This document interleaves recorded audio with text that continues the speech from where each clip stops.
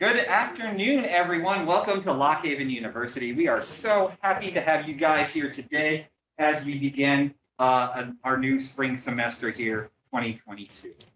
Okay. I must say, before we get started and jump in, I am going to ask that our folks on Zoom, if Emmy could give me a thumbs up that she hears and everything is going well. Emmy says thumbs up. Okay, so everyone on Zoom can hear me. So there are a bunch of people joining us via Zoom today. So if you hear disembodied voices or other people presenting like that, I'll kind of introduce them as we go along. But there are some people that will be joining us remote today. There's like 20 people out there on Zoom right now. So there are folks out there. So if you see me looking at the camera or acknowledging people that don't appear like they exist, they do. I'm not losing it. So I just wanted to acknowledge that real quick. I'm going to introduce most of the folks behind me in just a second. We're going to go through just a couple of housekeeping things. For those on Zoom, please keep yourself muted unless we're in a question and answer period, so we don't hear a lot of stuff going on in the background. We do ask you to rename yourself appropriately so that we can check you in. And if you haven't checked in, unless you're dual enrolled, check in with dual enrolled. Make sure that you do see somebody before you leave to make sure that we mark you as here and present.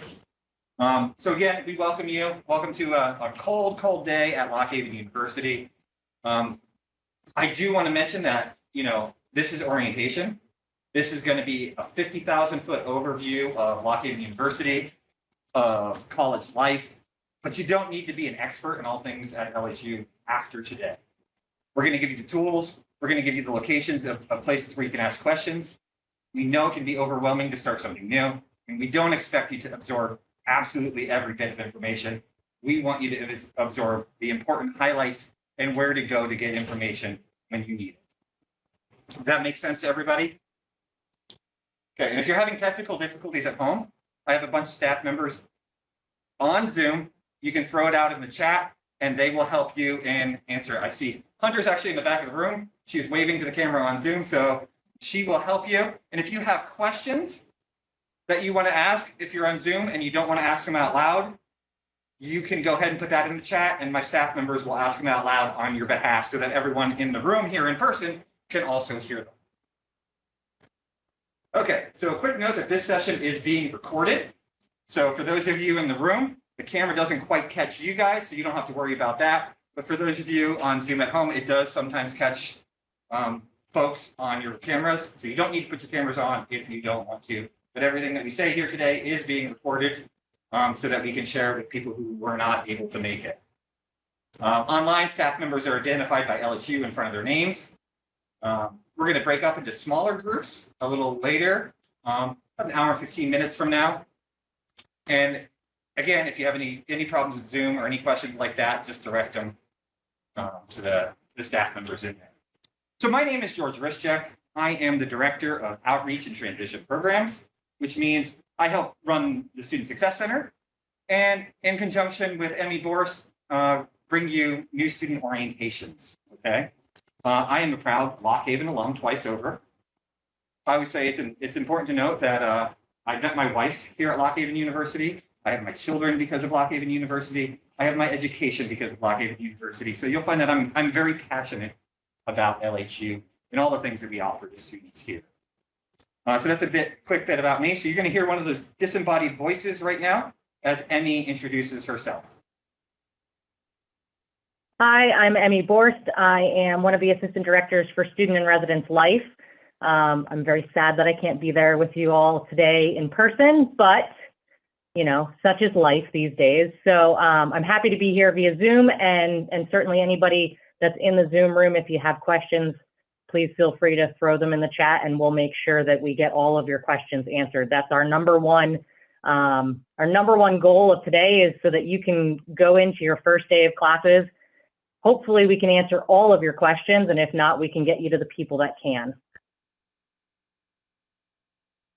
We're going to take just a few minutes, and the orientation leaders, if you guys can all come down and just give your quick 10-second introductions to everybody here. So these are our student leaders that will be helping with orientation throughout the day. So for some of you, you'll see them online, and they're responsible for the online students. And some of them will be doing small group stuff with folks later. So just go in order that you see yourself up there on the screen. just quick 10-second introductions. Hi, I'm Zoe. I'm a junior and I'm the administration major with concentration management. Hi, I'm Hunter. I'm from Rescheck, Pennsylvania. My major is exercise science with a concentration in athletic training. Hi, I'm Brianna Hanley. I am a senior English major with a concentration in writing and a minor in women and gender studies. Hi, I'm Tia. I'm also a senior, which is really weird to say. But my major is pre-K health science and I'm from a small town called Owen City. Hi, I'm Grace. I'm a sophomore social work major and I'm from Rescheck, Pennsylvania. I'm Abigail Mazordi. I do go by Abby. I am a sophomore and I'm a health science pre-PA major. Thank you.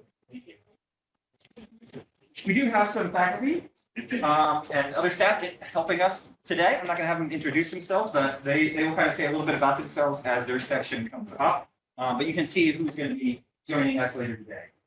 And now, of course, it's my pleasure to introduce Dr. Stephen Lee, here representing the whole of senior administration. Jeez, that's a lot of pressure.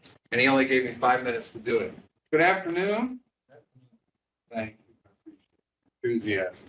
So how many of you are first-time freshmen, first time off to college? All right. Woo! I like that. Yeah, let's give her a round of applause. How about first-time transferring in from another college? University? Good, there we go. And then I know we have some dual enroll high school students.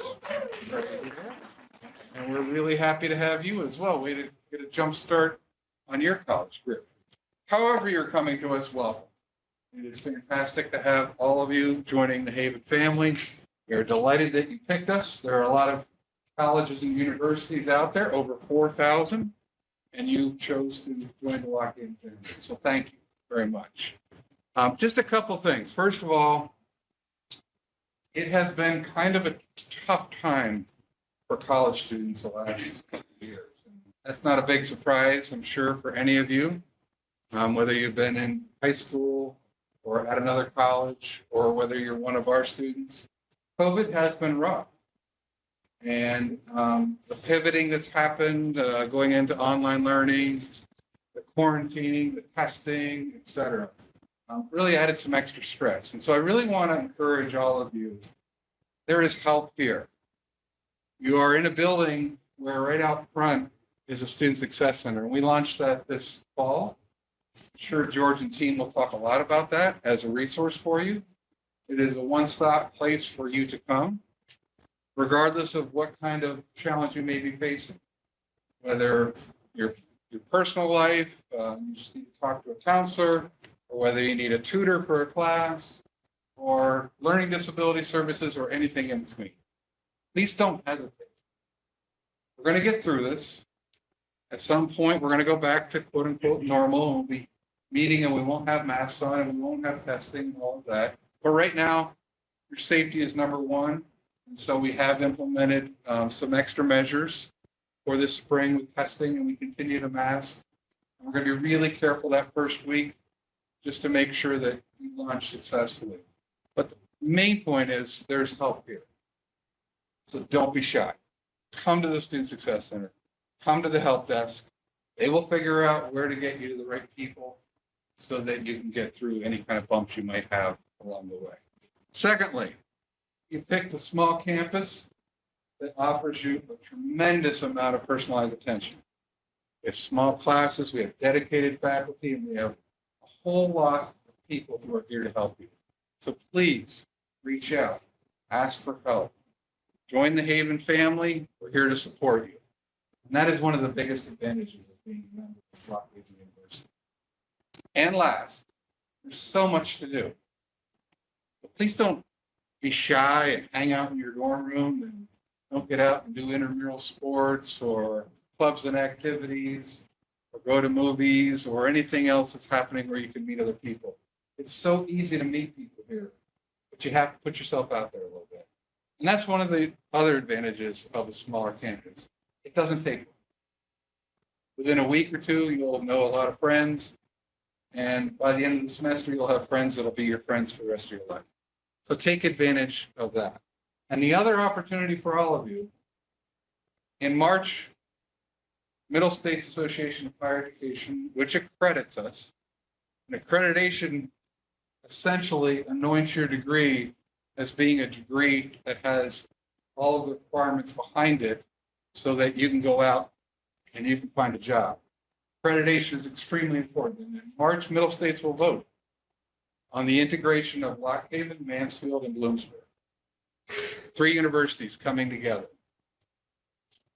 You're expecting that they will vote yes. That means July 1, we become an integrated university. What does that mean to you? Opportunity. The majors, and programs, and minors that will be available to you will suddenly expand. Now, it won't happen immediately. They'll be expanding over the next 3 years. But the opportunities that are available at Mansfield and at Bloomsburg will suddenly become opportunities for you as well. So you're going to join a much larger family where suddenly more majors become available and more opportunities for you to engage with faculty and to build a portfolio that gets you ready for the workforce. So the 2 most important messages are you're joining a small family with a lot of help. Don't be shy, reach out and ask. And opportunity is here for you in so many different ways. Don't be shy. Grab a hold of that opportunity and get ready for your future. And finally, George said, don't be shy today and make sure you ask questions. And I really encourage. This is the line. We're here for you. You've got a terrific group of people helping you. And so make sure you walk away today ready to go and have a great start to your first week. And again, thank you so much for joining the Haven family. Have a great day. Thank you. Okay, we're going to jump into our first section here today, which we very creatively named "How to LHU." We know some of the stumbling blocks and some of the things people are most concerned about are some of the things that are the easy things, right? How to access your schedule, how to print on campus, how to connect to Wi-Fi. That kind of stuff can be a tremendous stumbling block. So we're going to go over a bunch of that. There's going to be points where we ask you to pull out your phone and log into your system and follow along with us. That is not a typical college thing. So don't get used to professors or other folks telling you to get your phone out and play on it. But we will ask you to do that to kind of log into your account if you do have your phone. If you don't worry. These slides and all this information will be available. There's a link out there. We can make sure that everyone who attended gets a copy of that so you can review them as well. So if you don't have your phone or you don't want to do that, you can just follow along and look at it later as well. That's okay. One of the first things we want to tell you about just briefly is I'm going to introduce Tiffany Bowmaster, who is a representative from psccu, which is the banking on campus. And she's going to tell you a little bit about their services to get us started. So hi everyone, my name is Tiffany Bowmaster. I work at the PSCCU Financial Education Center here on campus. We are located over in Bentley Dining Hall right beside Chick-fil-A. So if you're on Zoom, you can go ahead and go to psccu.com/students. You can see some of our information on there. So PSCCU is the largest digital first credit union in Pennsylvania. So the difference between a credit union and a bank is the bank is a for-profit institution and a credit union is a not-for-profit institution. So that means that we can give back to our members in the form of free services and lower interest rates.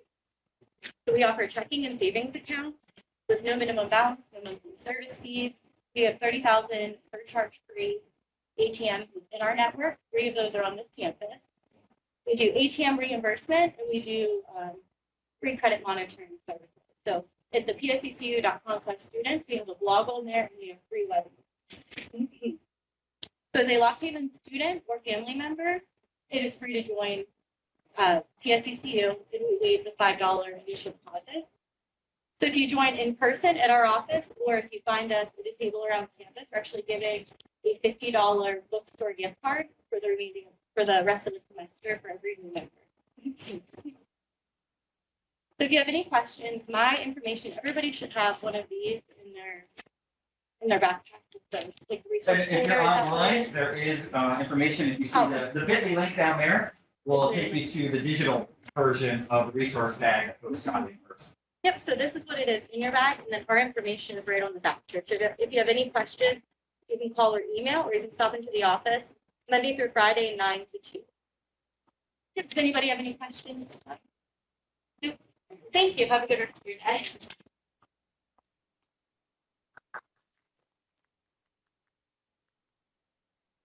We are going to hear from Lynn Bruner, the Director of Counseling Services. Hi, folks. I'm Dr. Lynn Bruner. I am the Director of Counseling Services at Lock Haven University. I'm a licensed clinical psychologist, and I am one of 3 counselors here in Counseling Center who are specifically here to help students with psychological issues. We help students with academic issues. We help students who are struggling with roommate problems, with struggles with parents, with struggles with relationships. We help folks who are dealing with depression, with anxiety, with traumatic events that have happened to them. We also help people sometimes to leave the university because maybe there's been a psychological issue that's been so problematic and has really gotten in the way of your studies that you need to take some time away from college so that you can come back strong and come back most likely with our support and getting some additional help here. One thing that's important for you to know is that coming to counseling services is not a sign that you're weak. It is not a sign that you're somehow not capable of being a student here. It is a sign of strength.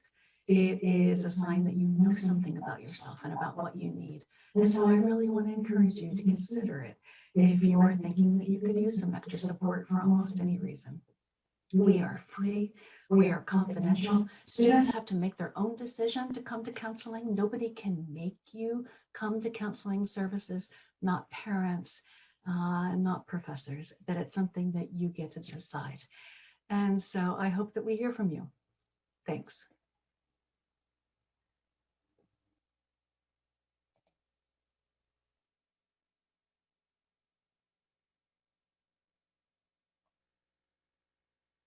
Hi, everybody. I'm Talori Park, the Director of the Office of Disability Services for Students. My office is the place where students with disabilities can confidentially disclose their disability and request accommodations and resources at any point in your college experience. I work with students with any disability, could be a psychological, a learning, a vision or hearing loss, a physical or health-related disability, and others, as well as students who experience temporary injuries. The contact information for me is on the slide. We have an email address, which is disability_services@lockhaven.edu, or our phone number, 570-484-2665. And we also have a webpage linked to the main LHU webpage under the directory. It is listed at Disability Services under letter D. So if you'd like to schedule a meeting with me, please get in contact with us. Some accommodations do take time to get in place, so early contact is best if possible. I also am able to provide information about the transition to college for students with disabilities. I'd be happy to give you any information and resources and help in any way that I can during your transition. So thank you very much and welcome to LHU. Hi, everybody.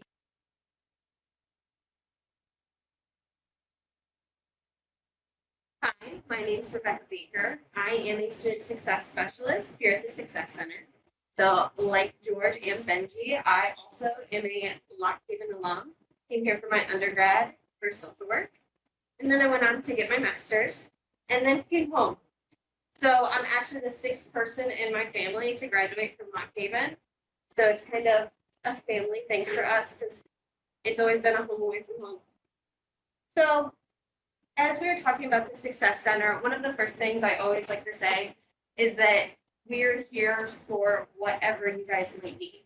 If you need assistance getting to a certain resource, we can be that first stop. If you are just kind of struggling a little bit, getting nervous, having test anxiety, having some struggles with time management, come see us. We can help you whatever it may be. You can schedule classes. We've been having a lot of that too lately. So we're basically jack of all trades and we'll get you where you need to be. So the Success Center did open, it's pretty new. So we started in fall of 2021. So it is pretty fresh, but we have been doing so much just in the last semester. So we're excited to start on our 2nd semester. And as you all probably saw when you walked in, we have the help desk. There is a 3 or 4 students sitting there. So they are always there while our office is open. So from Monday through Thursday, there's somebody there from 8 to 8 o'clock. So for the whole 12 hours, you'll have someone there who needs a little extra support, or even just this building can be a little confusing. So even just a way to figure out which or where different offices are. So they are there for your questions or to help you come see us. And then on Fridays, they're there from 8 until 6. So we do have student mentors. We have our different programs, which we have mentors for, but we also have the ability, if a student isn't in a program, but they need a little extra peer support, we can match them up with a mentor to be able to then help them with a few things of the transition into college. So along with that, we have our success specialist, which is Benji and I. We also have another Sandy in Clearfield at that campus over there. So again, we're here for whatever you guys might need help with. We're a great place to start, even if it's just a little bit of, my mental health is kind of intense, and that just means, I'm just getting a little anxious at the start of the semester. Might not be something that you might need to go to counseling for necessarily, but just a shoulder, somebody to listen to kind of help alleviate some of that stress. Absolutely can see us. So we do have special programs with the Success Center, which includes payment covered. So that is the food pantry that we have for students on campus. It's over by East Campus. That's something if you would be interested in. We do have a Lock Haven current students Facebook page. Have you guys heard of that yet? No? Thank you for answering. So that is okay. So I think it's called LHU current students. Yeah. That sound right? So I would definitely say all of you, if you do have Facebooks, to join that group, because there's so many students will post stuff on there about different clubs, different activities. Even people are posting currently right now about like, hey, I'm in this class. Who else is in the different classes I'm in? Let's meet up. Stuff like that. So I would definitely, because for Getting Covered, the shopping list goes out on there, and it can be emailed to you also. So if somebody needs any kind of help with, just some additional food needs that they might have, reach out to us and we can get you in contact. So we also have a Hidden Leadership Program, which we believe is a 2-semester program. First one, we go through different workshops and socials. I'm actually the one who's running it. And then in the second, and it's just learning different leadership skills, how to be a good teammate, looks great on resumes. A lot of like health science. I don't know what kind of programs you have in here right now, but a lot of health science kids, especially while they're trying to do stuff on their resume, will join. But then the second semester, they're doing a community project to build on more of those leadership skills. So then we have the Academic Improvement Plan, which is AIP, which is and then Academic Success Program, which they are both to boost grades and help students be able to reach higher grades if they need it. We have the Educational Opportunity Program, and we also have monitored study halls for these programs. So we do have different study areas in here. We keep track of study hours just to make sure, because sometimes students, it's a little hard getting on task and doing that time management. So this is a way to kind of make sure everybody's doing what they should be doing and a little additional support to then keep students on the right track. So we are available for all of these things. And like I said, more, whatever you guys might need help with, please reach out. We know the transition into college is huge, whether you are coming in as a fresh student or if you're transferring from a different college. Sometimes that transition can be really hard, and there's a lot going on in this world right now. So if you need a little extra support, if you need somebody, if you have any kind of questions, please let us know. So you can get a hold of us at studentsuccess@lockhaven.edu. Our office, you all pass it on your way in. It's the one that's right through there with all the windows. And you can also call our office. Tammy is the wonderful secretary that we have, and she will answer your call and help you with what you need. Do you have any questions quick about that? What was the name of the Facebook page you were talking about? LHU current student. Hertz? LHU current student.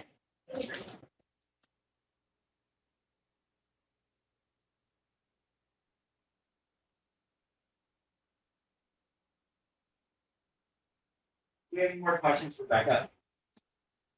And if you guys, I'll be here later. If you have questions you don't want to ask in front of anybody, just let me know.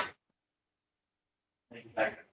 And so, yes, my name is Benji Game. I'm a student success specialist here at Lockheed University as well. And kind of like George and Becca, I started my undergraduate journey here 9 years ago, and now I'm here. And so I'm happy to be back at Lockheed University. I started just again this past fall, and my passion has always been helping and serving students. So, along with this, I'm going to be talking about how to log into the different programs that we have here at LHU. And, if this all goes in one ear and out the other for you guys, by all means, definitely stop by the Success Center, and Becca and I can definitely help you move through this process again as well. And, if you guys want to take out your phones, kind of follow along. And if you have any trouble, you can flag down one of our orientation leaders and they can assist you with logging in. So with accessing MyHaven, step one, you want to log in and go to myhaven.lhup.edu. And so your login information will be the same. For instance, mine's VEG5186 at lockheed.edu. So I would just put in VEG5186. And so, if you have any difficulty, don't worry. We have the information for you. We'll get you a copy and we can access it later. So then, if you want to view your student schedule, you want to make sure that on the MyHaven tabs, we have different tabs. Sometimes it's hard for staff and faculty to explain how to go through MyHaven just because we have different ways in which we look at it. But with the student tab, you'll be able to go see and then look at your student schedule. And when you click student and see your schedule displayed, you want to make sure this says fall 2021 term, but we want to make sure that we're looking for the spring 2022 term. And then from the drop down, you will be able to look at your student schedule. And for mobile devices, there will be the 3 lines that you will be able to access there as well. So some of the common concerns that we have through MyHaven is that faculty could be unassigned. And sometimes you will get your faculty member assigned to you before the start of the semester. And so also I have a class that I should have transfer or AP credit for. Schedules can be adjusted by reaching out to the registrar's office and or your department chair. That's simply more than a conversation and providing some documentation. Real quick, before we move on, was everybody able to log in? If you're able to follow along. The students in the back, if you have a question as Benji's going through, we'll let him continue to go through, but if you just kind of put your hand up, and if the students can kind of make the rounds, if you see someone put your hand up and kind of help. Same thing for folks online, just put it out in the chat, and for those of you that are monitoring the chat, you can help online. Perfect. So in order to review your advisor major, you should still be under the student tab. And then when you look under the student tab, you should be able to scroll down and find assigned advisor and major. Sometimes students will have more than one. Sometimes if they fall under a different program, so if you're in athletics, you're going to see your coach assigned to you on there as well. If you're dual enrolled, sometimes you may have more than one. Also then, you will see your intended major along with your first concentration and what that degree would go on. So if you have a few semesters under, you've been here for a couple semesters, you want to be able to view your transcript, kind of see what your college progress has been. You can be able to review your transcript. So doing so, you're able to actually view your unofficial transcript, and it will show you all the grades that were published by registrar then for your past semesters. Sometimes, like I said, if you're a first time or first semester freshman, you may see nothing. If you're a transfer student, you probably will see your credit or your transfer credits go in as well. And along with AP credits, you would see them there as well.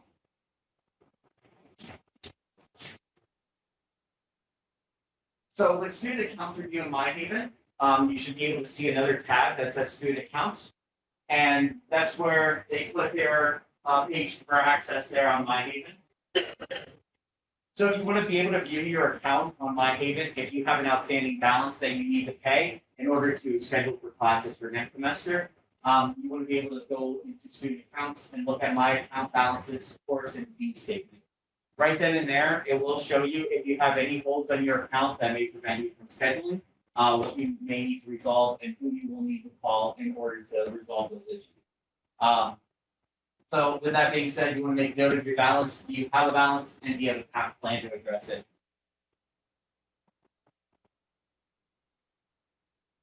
So yeah, so if you have any questions or concerns, something that may be, like a frequently asked question, you are able to go to home on MyHaven. And we do have plenty of resources available that registrar and all the other different functional areas have put out. In order to assist people effectively, they put out different PDFs and files that, that show a step-by-step process of how to view, print, or look at something. And so, yeah, on MyHaven, when you click home, you should be able to just see campus resources then on the left side.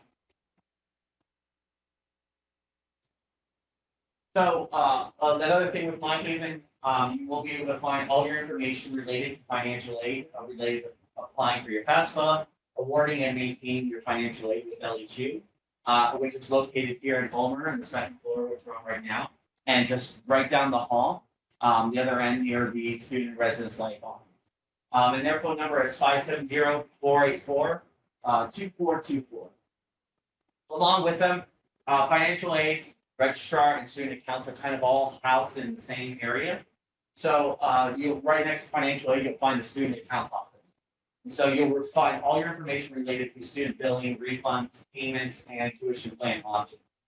And so, like I mentioned before, your student bill will reflect on your registration. Housing, meal plan, scholarships, and financial aid and other payments. So like I said, if you have an outstanding balance that may prevent you from registration, so you always want to make sure that you're keeping an eye on that and being up to date with it. So yeah, along with student accounts that's located here in Ulmer, and their extension is 2425. So let's see here. I think we went over academic advisor already. Okay, so yep, so I'm going to pass the torch off to Hunter to go over two-factor authentication. So we all have an LHU email, which my biggest advice, check them regularly because we like to email you guys a lot. To get on your LHU email, you want to go to our LHU homepage website. Inside the Haven at the top, the little drop down, it will then have a tab for LHU email. You can do it that way, or later we're going to show you guys how to set up your Outlook account. You can do it through external apps too, if you want to set up your LHU email that way. First time you log on, it's going to ask you to verify a phone number. So it's either going to text you or give you an option to call. So if you choose the text option, just to this is just to verify they will send you the code if you have an iPhone, which is really convenient now. It will auto put in the code. You know what I mean? Has anyone used that? Yeah. Okay. And then you're just in, and you can choose to do that every 14 days, depending on how many devices you log into. So that's where it kind of gets, kind of a pain in the butt in a sense. But so if I wanted to sign into my email on this computer, I would have to verify stuff like that. And then if you have to choose to call, it's an automated call. You press pound, and then it will verify you, and then you're in. So any questions on how to get your email verified, I guess.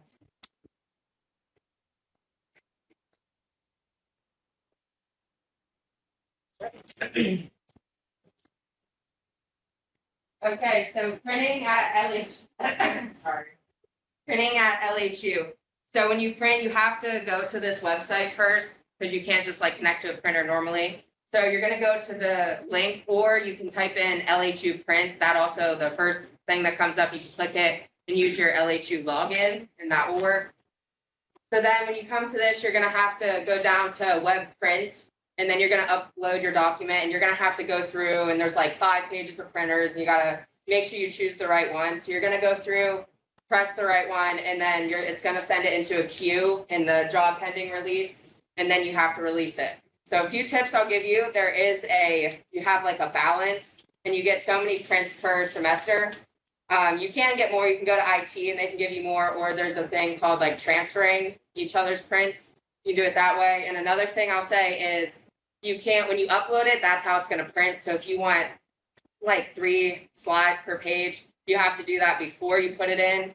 You have to save that as PDF and all that stuff. You can't just put it in there, because when you put it in, that's how it's going to print.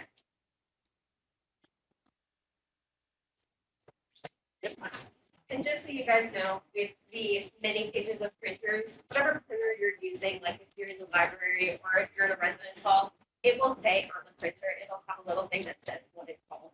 So you're not trying to figure out and guess which one you're trying to print. Exactly. And so one of the other things that we want to go over too is some quick tips about what's available to you as a student. So as a student at LHU, with Microsoft 365, you are able to look at a complete and fine list or comprehensive list of all the services and programs that are available to you as a student. One of them being is that you are able to download Microsoft Office for free, which includes Microsoft Excel, Outlook, Word, you name it. Because many times often I've heard of students actually purchasing Microsoft Word when it's free and available, and you get 5 download keys per student account.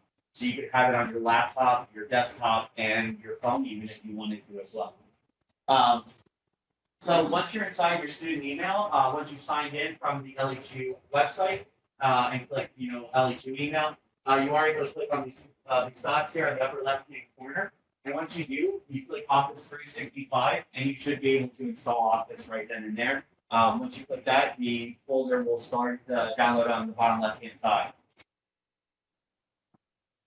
So another thing that we utilize here, along with MyHaven, is Desire to Learn. This is the program that we use in order to view our classes, look at our assignments, and what assignments that we need to turn in. D2L is going to be one of the programs that, along with MyHaven, you're able to look at your grades consistently, which depends on the faculty member that wants how they input their grades. But most of the time, we're using D2L and we're looking at the information that's posted in there. So with D2L, you are able to access it through this link.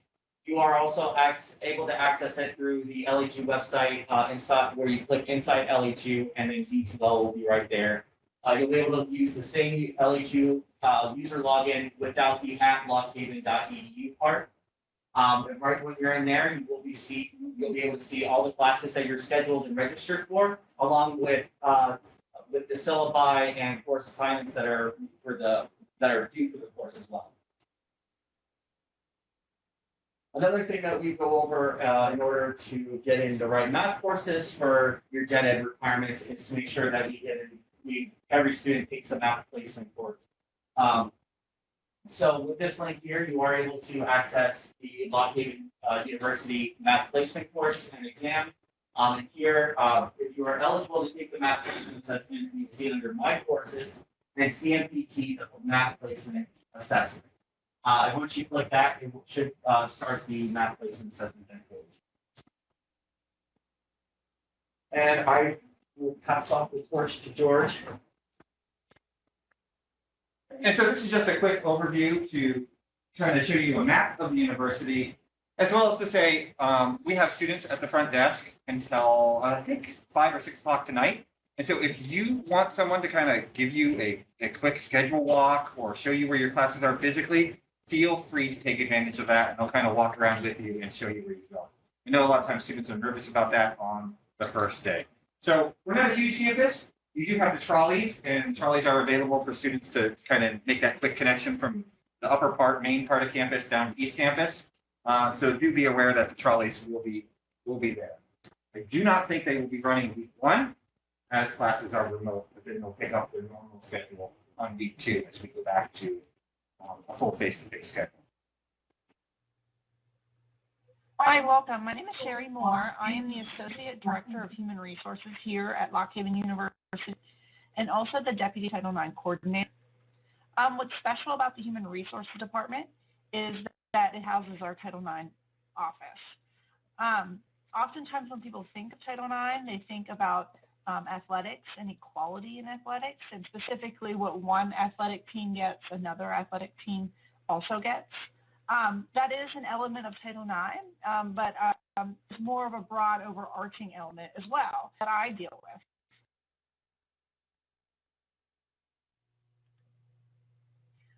We want you to know if something ever happens, a place to report. Dina Hill is the Title IX Coordinator and Chief Administration and Finance Office. Her email is thedhill@lockhaven.edu. She's also located on East Campus.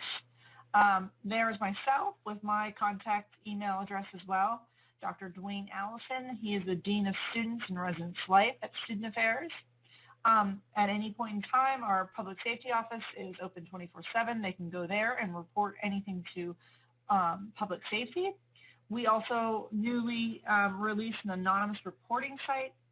They can go on within our Title IX website and click on the Report Anonymous tab and fill out a report with as much as information or with as little as information as they want in the privacy and confines of their own residence hall or home.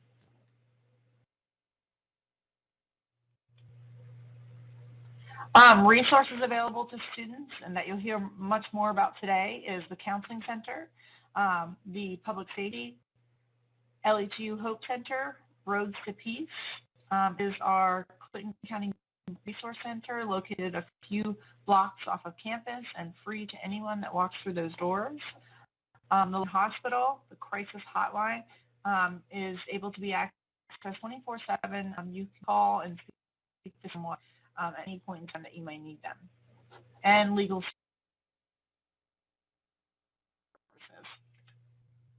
Accommodations available to Lock Haven students.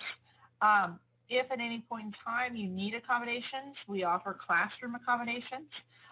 Say you no longer feel comfortable in your classroom, you would like to be moved, we can work with your class, maybe get you in a different section, maybe get you an independent study, something that you could be more comfortable and your studies wouldn't be altered. Residents, if you're living in one of the residence halls and you no longer feel safe in your residence hall, we can move you as fast as you can move your items to a different floor, maybe a different residence hall altogether. Working, no contact orders. We can issue no contact orders to parties that are involved and parties and third parties as well. PFAs and PFIs orders will be talked about a little bit later in this session, and that visa and immigration. Hi, I'm Emmy Borst. I'm one of the assistant directors for Student and Residence Life. I want to welcome you all to the Haven family, and I want to say that I hope you're getting a lot of good information and helpful information today from orientation. While most students probably never open their student handbook, I would highly encourage you all to do so. If you live on campus, you should have received a printed copy either at check-in or in your residence hall. If you didn't, please make sure you see your resident assistant or residence hall director for a copy. If you live off campus and you'd like a printed copy, you can stop by Ulmer 219 at any time and ask for a copy. Otherwise, it's located on the website. The student handbook outlines all of the important policies and procedures here at LHU, and you are responsible for knowing all of this information, hence why you should read it. One of the most important aspects in the handbook is the Student Code of Conduct. This outlines all of the university's expectations for you as a student, including the rules and regulations for campus and the residence halls. If you fail to adhere to these expectations, you may find yourself going through the student conduct process and losing privileges. Additionally, all of the possible sanctions you could face if you're found in violation of the Student Code of Conduct are outlined in the student handbook as well. Over the past 2.5 years, the COVID health and safety policy has been a large part of the Code of Conduct. This policy is enforced on campus, so please be sure to properly wear a mask if you are indoors, over your mouth and nose. Your chin or neck don't need to be protected. Regardless of your personal feelings on masking or about COVID, this is a university expectation and one that we take very seriously. We have removed students from athletic teams, residence halls, and even from being physically on campus. We're just asking for your help by wearing your mask properly anytime you're inside. Hopefully it's pretty easy.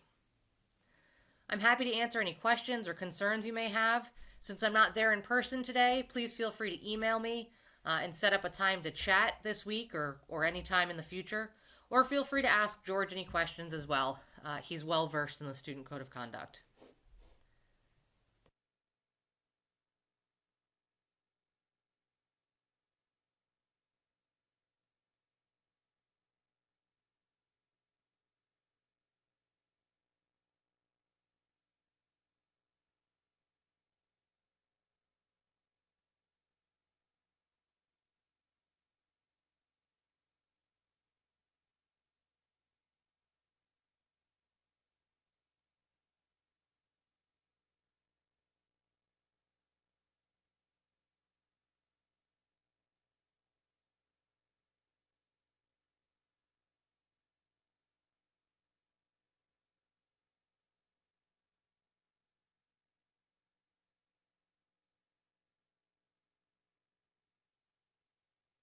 I hate to interrupt, but if you can unmute so the people on Zoom can hear what you're saying, please.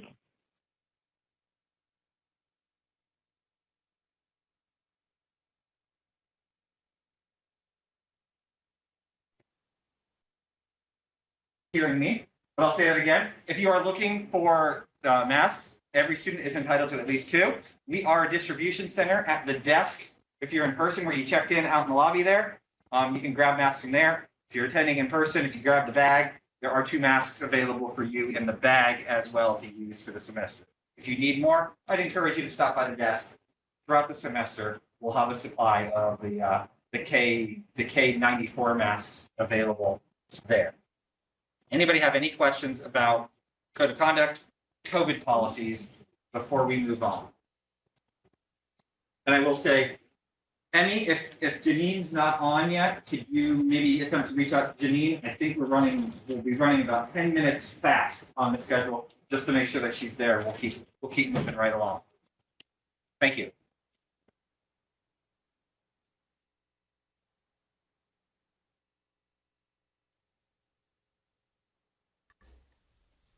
So the Office of Public Safety works hand in hand with our student code of conduct. They do help us enforce our student code of conduct. The Office of Public Safety is located in the Glennon Infirmary building, and public safety handles all parking regulations and other typical police matters on campus. All of our officers are fully commissioned police officers, which means they're not just security guards, they are full-blown police officers. Our officers all enjoy working with college students and want to help you succeed.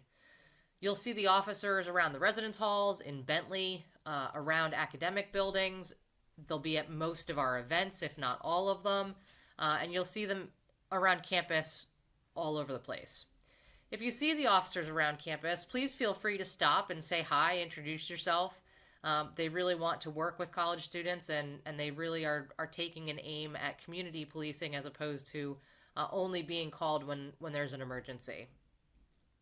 Public safety is staffed 24 hours a day, 7 days a week. If you need emergency services, let's say you fall and hurt yourself and you need an ambulance, make sure that you please call public safety. It will be a faster dispatch of emergency services than if you were to call 911. You can reach public safety, it's on the screen, but 570-484-2278. I would encourage you all to add that number to your cell phone so that you have it. Thanks and have a great day.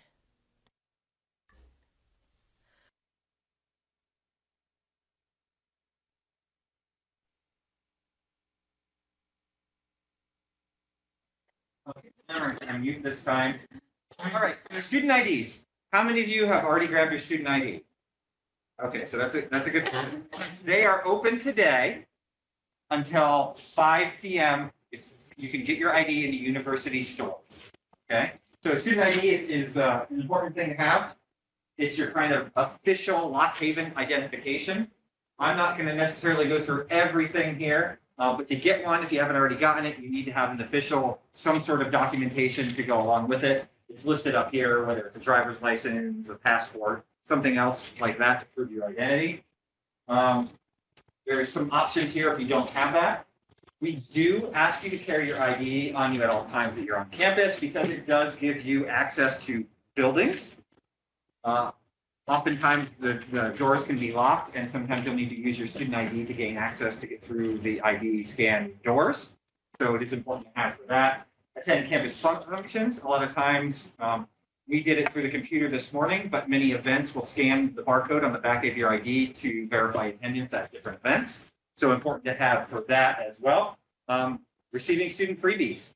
If we're giving out t-shirts, you need to have a student ID because they scan the ID to make sure that you're a student and you're entitled to the free t-shirt. So important to have for that as well. It accesses the library for you and your library account. So important to have it there. If you live on campus, it's the way you get in and out of the building 24/7 because those doors are always locked and accessible only to students or residents of the building. If you have a meal plan, it's the way that you access either your meal swipes or your bonus or flex dollars that you have on there as well. And if you have any questions about ID cards, you can contact the Student Activities Office because they are the issuer of the ID cards. You can see that information there. Anybody have any question about ID cards before we jump on to the next slide? I do want to point out that a lot of the offices that we're talking about as we're going through, even though we are remote for the first week for classes, all of these offices will be open physically in person the entirety of the first week. So you'll be able to access all of those services in person if you need to. You can call certainly if you are more comfortable doing that, but we are open physically in person. Everything that we've mentioned thus far, public safety, financial aid, student success center, everybody's open normal hours in person for week one. Okay, so that's an important thing to touch upon there. Quickly touching upon dining services. If you live on campus, you're required to have a meal plan. If you don't, I would encourage you to think about at least adding some flex. Oftentimes for students doing group projects, or meeting, if you're a commuter, Bentley, Starbucks, Chick-fil-A are oftentimes the places where students will meet, work on group projects and do stuff. So even if you don't purchase a full meal plan, I would encourage you to put down a little bit of money so that you have it on your ID card that you can go into Starbucks or Chick-fil-A or whatever it may be, get a quick snack or bite to eat. As someone who's eaten at the dining hall now for more years than I care to admit, I enjoy it. If you have dietary restrictions, they are quite good at accommodating you. There's a dietitian. You can see her picture down here. That if you're not sure what you can eat based on whatever gluten-free, vegan, vegetarian, whatever restriction you might have, she will work with you and show you everything that you can eat in the dining hall. And we'll go over the weekly or the monthly menus with you as well, so you know exactly what is good to eat and what's not for you. Okay. Dining halls, even though we are remote this first week, dining halls are open. They're normal. I shouldn't say normal. There are some modified hours in the dining hall occurring right now because of, like everywhere, there is a staffing shortage. They are down quite a few full-time positions, and they have just not been able to hire them. So the hours that were posted last fall that we've been operating under, those are the hours that will continue forward into the spring until they can get a few more folks to fill out some of those positions and re-expand the hours. But it's a fairly comprehensive set of hours. They will be open hours during the first week of classes, even though we are remote. There's multiple locations to eat on campus. The classic college all-you-can-eat dining room is Upper Bentley, the top floor of Bentley. Really strangely, always bears a little bit of explanation here about Bentley Dining Hall. You enter on floor S, you go up to floor G, and the very top floor is 1. Really logically, doesn't confuse anyone ever, but I say that to kind of put it out there. So the all-you-can-eat location is located all the way at the top on floor 1. The food court is located on the middle floor, sometimes called Lower Bentley. The top floor is called Upper Bentley. That's the all-you-can-eat. Food court then on the middle level, and the entrance level just has a couple of meeting rooms and bathrooms and kind of a little art gallery down there. So there's no food on that very first street level entrance. And then the 2 floors up are where you find the food. So like I said, the upper part is the all-you-can-eat area. Lower Bentley, the food court, that has Starbucks, Chick-fil-A, there's a grill, and I forget the names for all of it. There's the pizza place down there. There's the market. You can use meal plans in most of those locations. No, you can't use a meal swipe in Starbucks, but you can use your flex dollars for Starbucks. So lots of options. If you're down at East Campus, the Science Building, there is a kind of breakfast lunch location down there. If you don't want to come all the way back up to main part of the campus, do that, called Nanobites. And they have some Starbucks basic coffee down there. It's kind of a sandwich and soup kind of a idea concept down there. But that is open for students as well. You can see the prices and amounts for the various meal plans. Block plans. are able to be used kind of, you get 175 meals for the entire semester. The ones that say 19, 14, 10, 5, those are weekly cycle dining plans where come Monday morning, that number starts over again, use it or lose it in that week. So that's kind of the differences between the plans. Students who live on campus have to have above the 175. The 5 and 75 are open to other folks, commuters and whatnot, but if you live on campus, you kind of have to have one of the larger ones. Sometimes this dining is confusing. So I always like to pause at this point and ask, are there any questions about dining, anything like that? Like I said, if you just want to add flex dollars because you want to have the ability to have a little bit of Starbucks, a little bit of Chick-fil-A, you can do that separately and don't even need to have the meal swipes associated with it. Does that make sense? Anybody have any questions? If I double check online.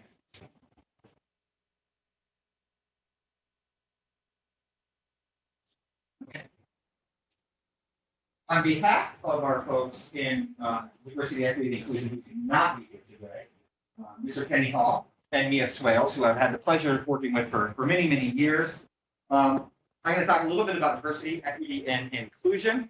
It is a newer office at Lock Haven University, taking over from a previous concept, human and multicultural diversity, the Center for Excellence and Inclusion, and kind of expanding that a little bit to talk about various ways you can promote diversity and inclusion in what we do here. So the Lock Haven University Council of Trustees created a statement on diversity, equity, and inclusion. You'll hear us abbreviate this office as DEI. So if you see communication or stuff from DEI, that's what this stands for. And basically, I'm not gonna read this entire block of text to all of you, so don't worry about that. But it's basically saying that the university, LHU, is committed to a diverse, inclusive, and equitable community where everyone's values are respected and cherished. Okay. DEI is an office that is meant to provide welcoming and inclusive environment through education, university programs. Their big program that they're kind of setting up as a yearly tradition is in Fall Welcome Week. If you ever see the pictures, our photographer loves to take pictures of color splash. And if you ever seen it, that's where you throw the colored powder at other folks and kind of have a little battle like that. You'll see various, yeah, there's one right in the hallway over here. You'll see various photos of that because, like I said, the photographer, he just loves grabbing pictures of that. But that's one of the big programs that DEI has put on now. And so you'll see that come back in the fall semester as well. There's usually hundreds of students out there on the University Commons lawn throwing colored powder at each other. You see it often in color runs. We just do it without the running, and it's just basically a free-for-all of throwing powder at each other.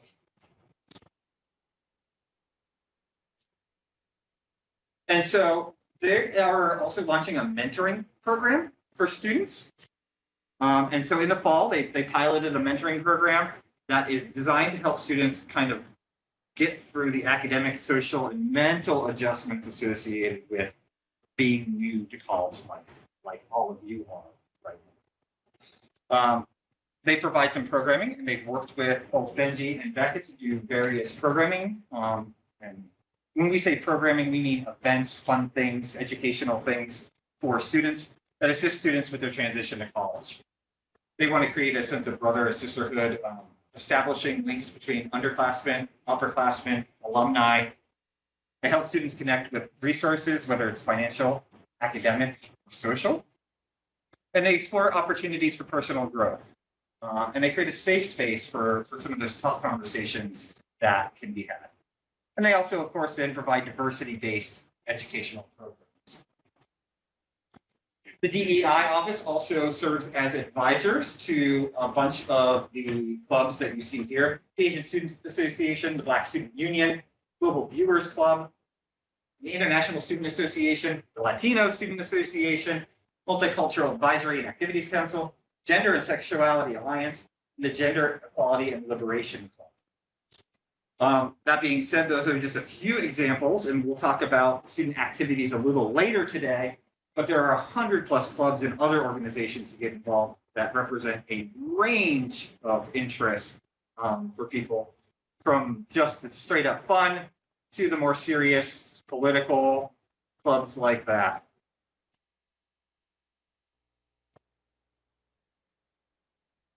And I see Dr. Page on the screen. We're getting right to the point. I know we're a little early, Dr. Page, but are you ready? I am ready whenever you guys are. Okay.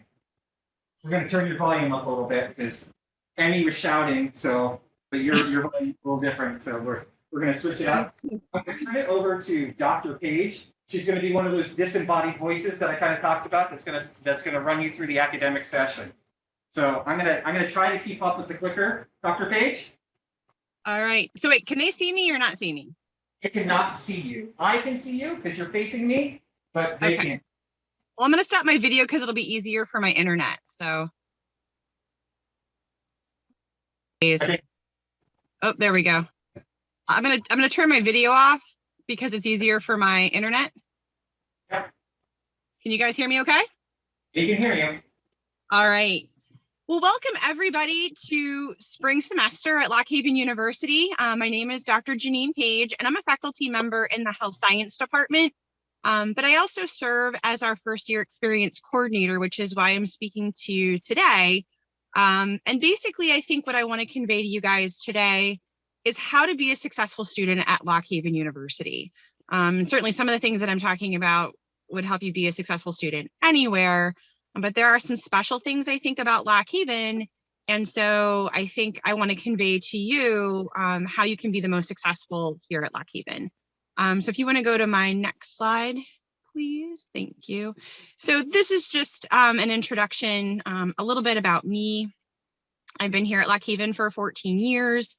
I originally got my degree in biology down the road at Lycoming College, and then I got my PhD at Penn State. And I do some stuff across the university. The reason I always like to, like you see my pictures of my family here, these are my two kids, that's my dog Blaze. I always joke that Blaze is my favorite child because he actually listens to me and is always happy to see me.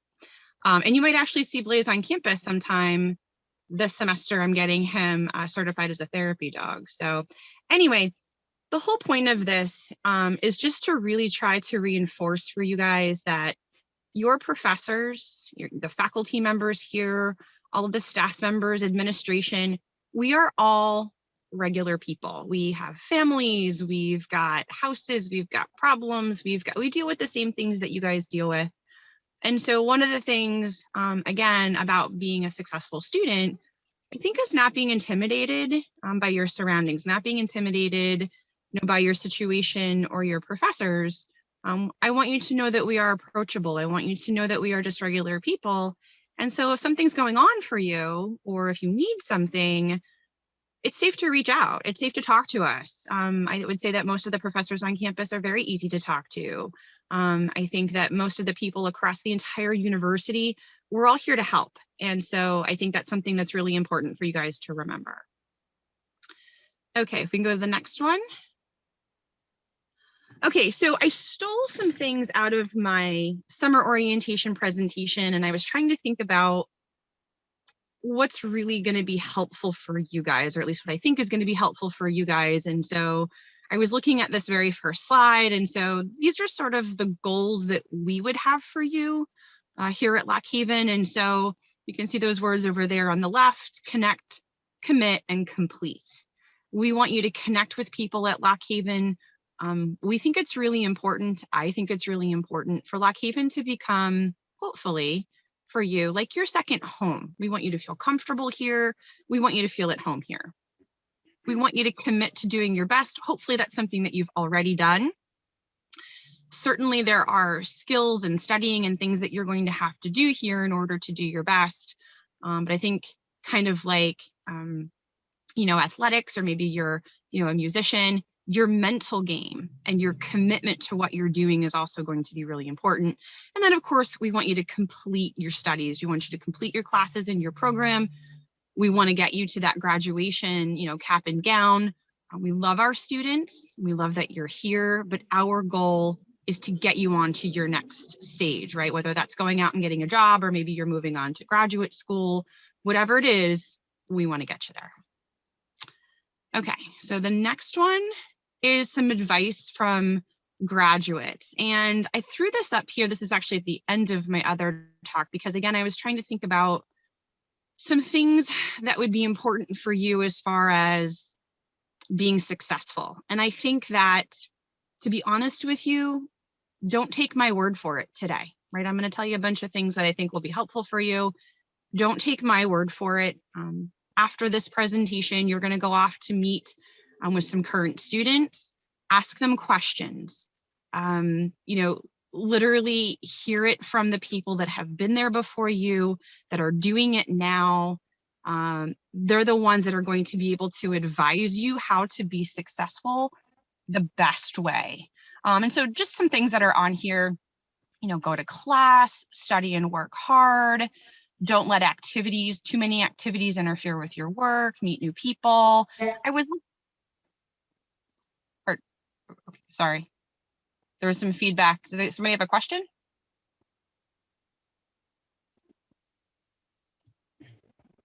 We didn't hear it, Janine, so I think you're good to continue. Okay, thank you. So when I was looking at some of these things, I kind of realized they very much connect back to, connect, commit, and complete.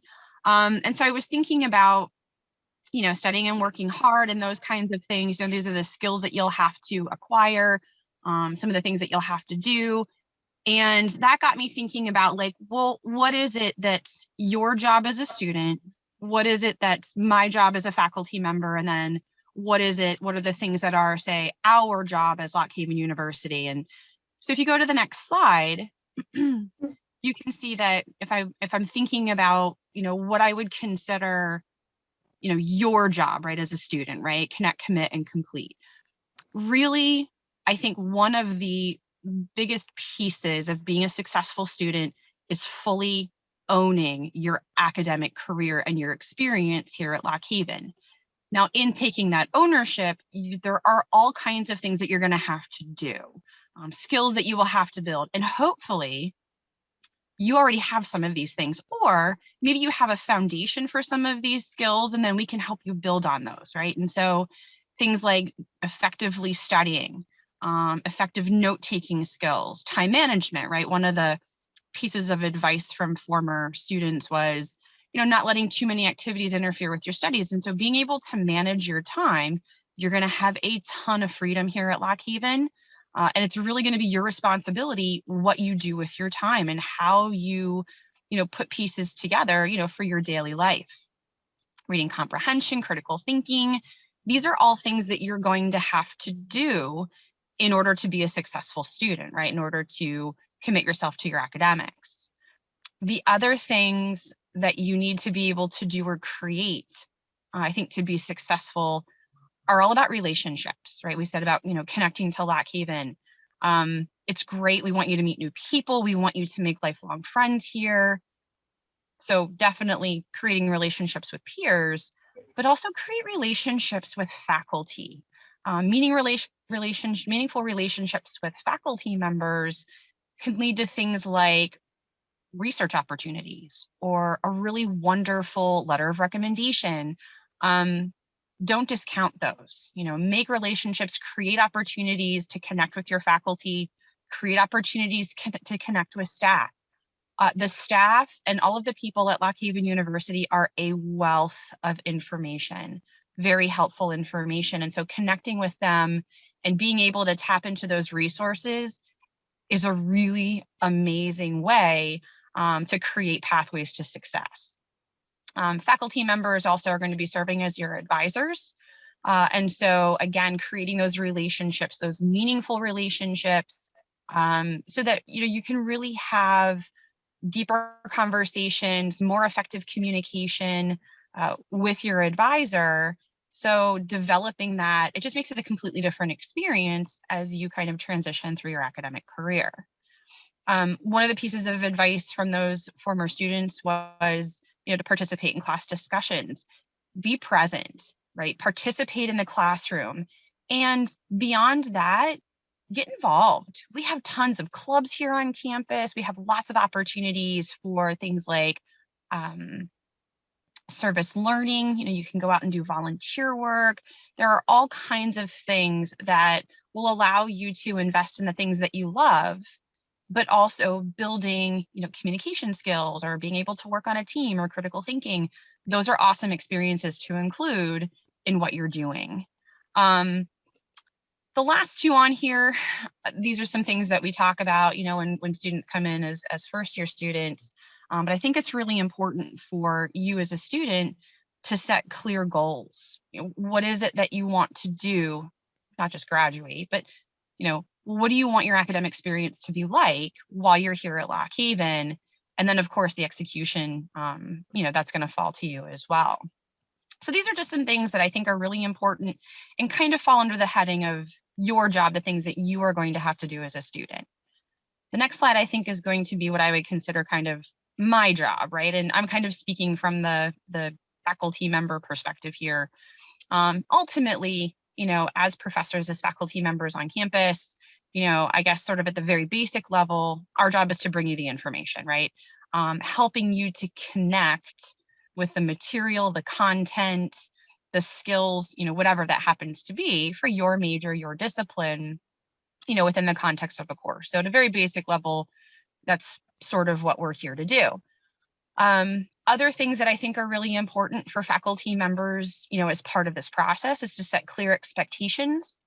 And you guys have probably talked a little bit about, for example, some of our policies and procedures surrounding like attendance. COVID-19 has made that a little tricky. It's kind of like a sticky wicket, and that's been a little tough. And so we've actually been working on making those expectations a little clearer. And those are some things that your faculty members, your professors are going to communicate to you as you show up for classes.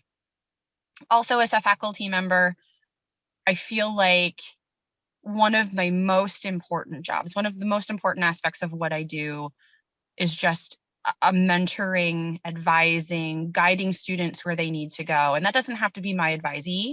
That could just be a student in my class that's trying to, get from point A to point B. And if I can make that trip for them a little easier, if I can make that connection easier for them, that is absolutely my job. All of the people that are here at Lock Haven, all of the faculty members at Lock Haven, I didn't get into this line of work because I don't really like students or I don't really like people. Like I love my students, I love people.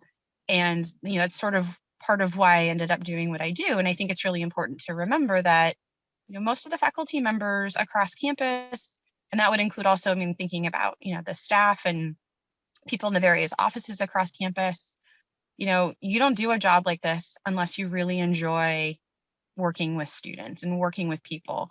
Most of us love our jobs. And so guiding students, mentoring them is part of our responsibility. It's part of our job so that we can help you, again, become that best student that you can be. And then, of course, connection. I like building relationships with my students. I think that's very true for lots of professors across campus. I like developing those personal relationships. I like being able to say, hi, how are you in the hallway and check on you and like, how was your summer or how was your winter break or, hey, how was that trip that you planned? Those kinds of things I think are very important. And relationships are two-sided. So just as much as I want you to reach out and connect with faculty, hopefully they're reaching out to connect with you as well, right? That's a two-way street. So the last aspect of your experience here at Lock Haven, kind of like the one other leg of this, is the next slide.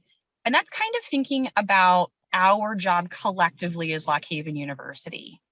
And one of the things that is so important for you guys to recognize, and it was actually a piece of advice on the former student advice page, and that was, don't be afraid to use your resources. And we have this new office, the Student Success Center, and it's really sort of a one-stop shop for resources, tools, skill building, and the most amazing people to help you with whatever aspect, you might be dealing with in the moment. And I've just got a bunch of stuff listed here, some things that you might find at the Student Success Center, some things that you might be able to accomplish there, some offices that would be there. And so again, I mean, it's not going to be a trip from now till graduation that you never run into some kind of obstacle. Eventually, you're going to bump into something that you're going to need help with. Maybe you need help building more effective study skills or reading comprehension or time management, or maybe you need some help with your student account, right? So the Student Success Center is a way to connect you to whatever resource you need.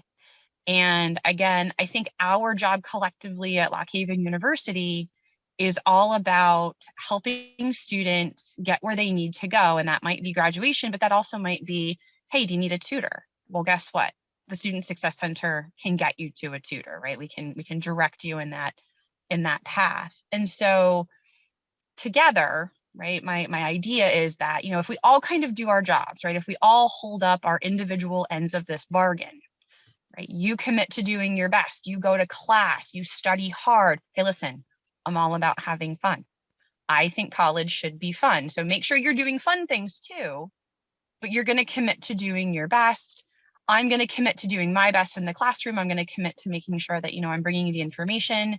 If you need help, I'm going to be there for you. And then let's say you need something. Okay, well, I'm going to send you to the Student Success Center, and then they're going to kind of pick it up from there, and they're going to do their job, and they're going to direct you where you need to go. And I really, truly believe that if we each kind of hold up our end of the bargain, you can really have a wonderful experience here at Lock Haven. We have all of these tools, all of these resources. You have but to ask if you need them. And maybe you won't, right? Maybe you won't ever need anything, but we really just want to make sure that you know that these resources are there. And please reach out if you are in need of something. I think that's really about it. I think the last slide is just my contact information.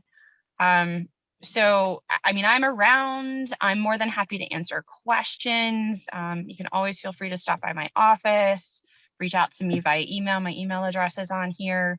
And again, after all this stuff that I've said to you, I really, truly said, don't take my word for it. Please ask the students that you're going to meet with. Talk to them, ask them questions about their experiences here. Hopefully they will echo some of the things that I've said.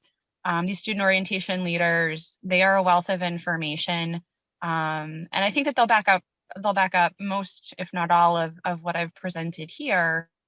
And just that, we all have to kind of do our jobs. And if that occurs, I think you're going to have a really great time here at Lock Haven. So I'm going to stop talking now. I don't know if anybody wants to ask questions, if there's anything that I need to address. Anyone have any questions for Dr. Page?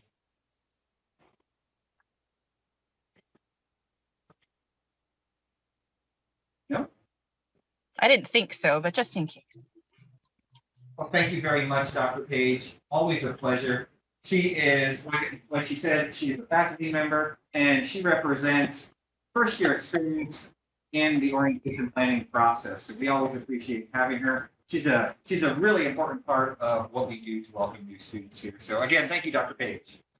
Thanks a lot, guys. Hey, listen, have a great rest of your day, and I will see you around campus, not this coming week, but in the weeks to follow. Okay. We are rapidly coming up on a transition point where we're going to split up into various different groups here. But before we do, some of you I won't see again. So if you're a dual enrolled student, thank you very much for joining us through this part. Dual enrolled students, Nikki, are going where?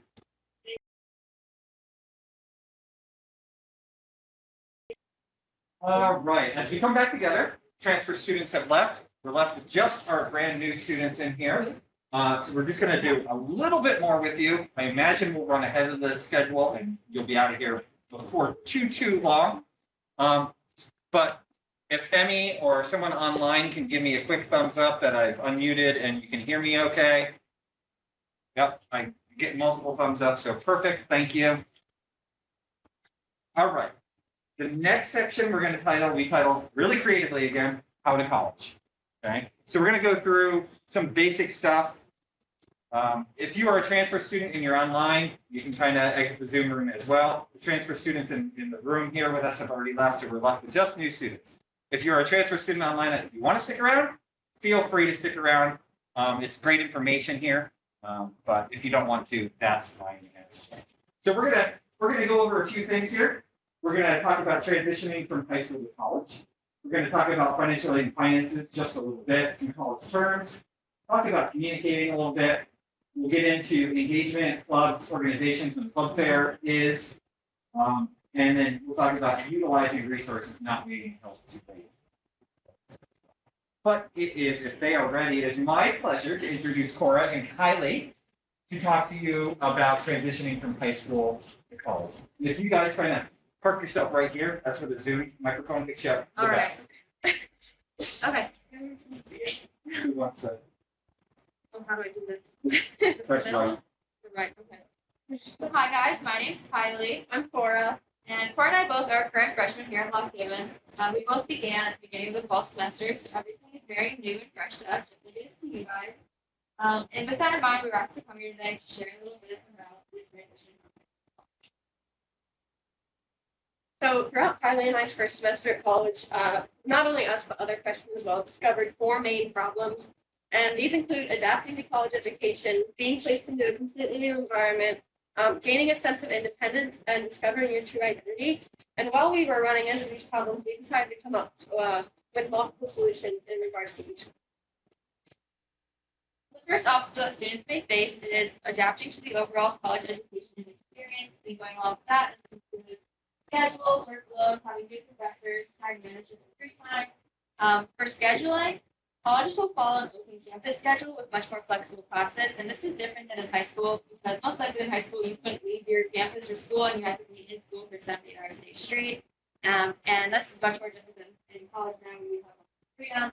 And then the actual process of scheduling in college is much more stressful as it is much more independent and directly based onto you. For workload, students are obviously expected to now learn at a college level and as well as a big classroom-based curriculum, which is in high school because in college your courses that you'll be taking must be completed in just half a semester or a semester and half the school year compared to in high school when the curriculum or course could be during after the entire school year. And then in addition to this, some students may have a hard time completing their schoolwork outside of the class. Having professors, not only are we all and students seeing new faces each semester, but the educators are as well. So it may be hard for some students to have a hard time introducing themselves and to try and get to know the professors personally. And then with that in mind, it also may be hard for some students to adapt to the overall new styles of teaching that these professors will bring. And then time management and free time kind of go together. So it may be difficult for some students to balance their schoolwork with their free time and may begin to procrastinate. And like I said earlier, college will follow an open campus schedule. So this will provide breaks between classes that high school students are not used to. And these breaks between classes, some students may see these as a time to not complete their schoolwork or complete their education in first. And like Cora said earlier, we came up with several solutions to each of these problems. So the first solution to scheduling is to simply talk to your advisor or other school personnel in order to ease the stress and confusion of scheduling. And then once you have your personal schedule set in place, it may be a good idea to reach out to your personal advisor if you have any specific questions about your schedule. And then under workload is to simply not procrastinate and just to be aware of upcoming assignments or what homework is due. For new professors, it may be a good idea to introduce yourself. Like I said earlier, not only are we all seeing new professors each semester, but the professors are seeing new faces too. So it may be a good idea, just as an icebreaker, to reach out to introduce yourself. And then as well as that, to not be afraid to reach out, especially as the semester goes on in times of concern, especially when you may have trouble with a homework assignment early on. I know as a freshman, it may be intimidating to reach out to your advisor or professors and say that I need help. I'm kind of confused with the assignment when you're just a fresh new face into the school. I know that was for me at least. And the professors here at Lock Haven especially are very helpful and friendly. That's what they're here to do, is to help out. They will not judge you at all. They would be glad to help you. So just keep that in mind. And then the solutions for time management is to prioritize your classes and to make sure you stay on top of your schoolwork. And then to always remember that the given free time during classes is great time to find wisely with school and to make sure you remember that you are going to college for your education mainly, and to always remember that school should be your top priority. So another issue that Kylie and I found, it was really overwhelming just to be placed into a completely new environment. So these include like being away from home, obviously, you're going to be put around new friends and completely new people. You're probably going to be placed on a bigger campus than your high school was, and the surrounding areas are also going to be different.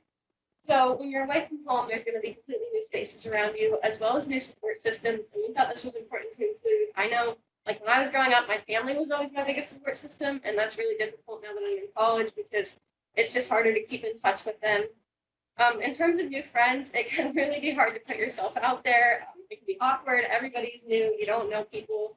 There's going to be completely new classmates, whereas in high school, you probably went to the same, like you probably had the same classmates throughout all 13 years, and now it's just completely new. There's going to be a bigger campus, which means you'll be around unknown areas, and you'll also be walking from class to class outside, which is different. I know it is easy to get distracted. Here at Lock Haven, they have axe selling and t-shirt painting and pictures, and so it's definitely easy to get distracted here. In terms of surrounding areas, there is going to be a new city or new town, depending on where you go to college. And there's also going to be new areas of safety personnel, which Kylie and I thought was important to include because it can be hard to familiarize yourself with these. So some of the solutions we found, when you're away from home, it may sound cheesy, but just make yourself feel at home. Maybe decorate your dorm like your room is decorated at home, and just make yourself feel as comfortable as possible. Also, as I said, your family may be your biggest support system, so just make sure you're keeping in touch with them, and that way you always have somebody to fall back on in case you need it, or you just want somebody to talk to. So in terms of new friends, it can be hard, but it's definitely best to just step outside of your comfort zone, reach out to people, maybe ask for their social media or phone number. Everybody's in the same position that you are, so just try your best to step out of your comfort zone when it comes to that. So there will obviously be a bigger campus. I would definitely take the opportunities that the universities offer to tour the school. And as I said before, there can be a lot of distractions going on outside, so just make sure you give yourself enough time to get from class to class and try your best not to be late. And then for the surrounding areas, I would definitely take the time to explore the community. I know that Lock Haven's a really cute little city. They have lots of things to, they have lots to offer, coffee shops, restaurants, just little things to do, the Roxy. So definitely just explore it, get to know it. And also, again, with the school and city safety programs, just familiarize yourself with them. This includes like the fire department, police department, campus security, just in case of emergency.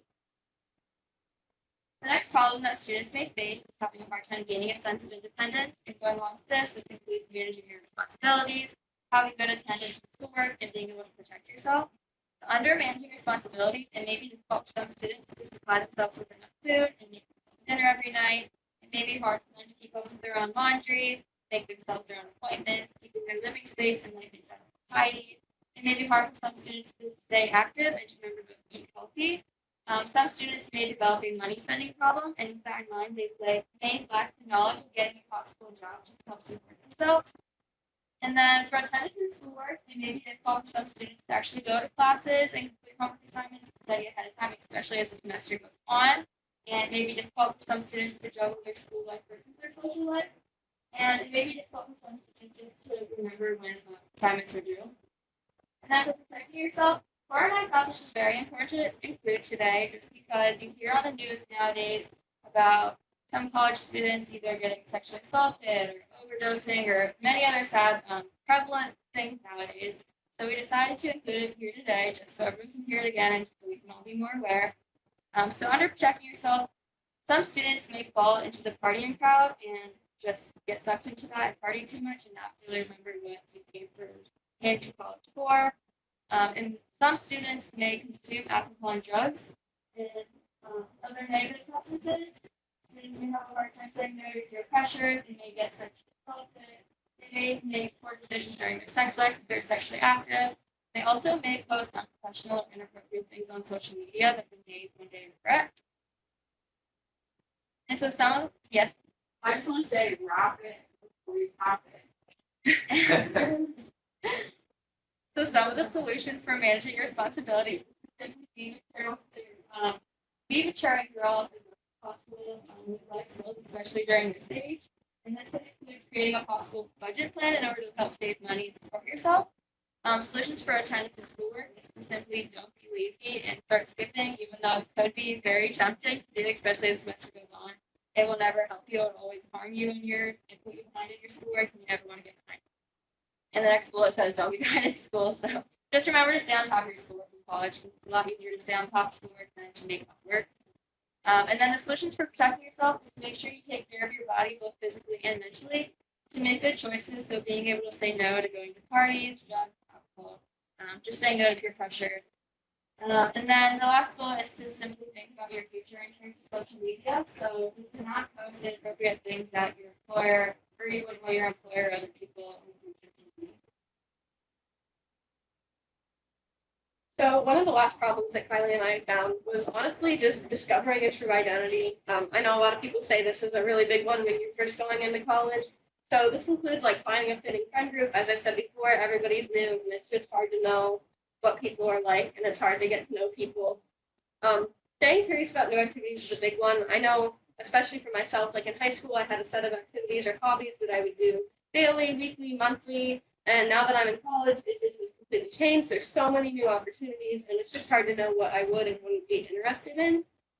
Future goals is another big one. So I know a lot of people go into college undecided, and that is okay because it's hard to know what you want to do for the rest of your life and what you want your ultimate career goal to be. And then passionate relationships, we thought this was a good one to include just because it can be hard. A lot of people just date to have fun and they're not thinking about the long-term effects of what could happen if you don't form a passionate relationship. So some of the solutions to these, when you're finding a fitting friend group, I would definitely get to know the person or people very personally and just make sure that they're the right friends for you. Kylie and I know that people may try to change you, so just remain true to yourself no matter what the circumstances are. That's always the best option. Staying curious about new activities, so definitely seek out new hobbies. As I said, Lock Haven and the city, just there's so many opportunities, so many clubs and activities to do. So just check them out, and even if you tried it and didn't like it, at least you tried it.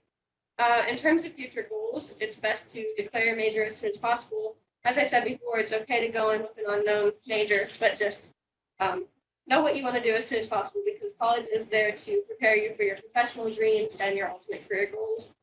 And then in terms of passionate relationships, don't date to have fun. Like actually do think about long term. It may sound cheesy again, but I know when I was growing up, my parents always told me date to marry. And I really do think that's true, especially now that we're in college and we're getting older.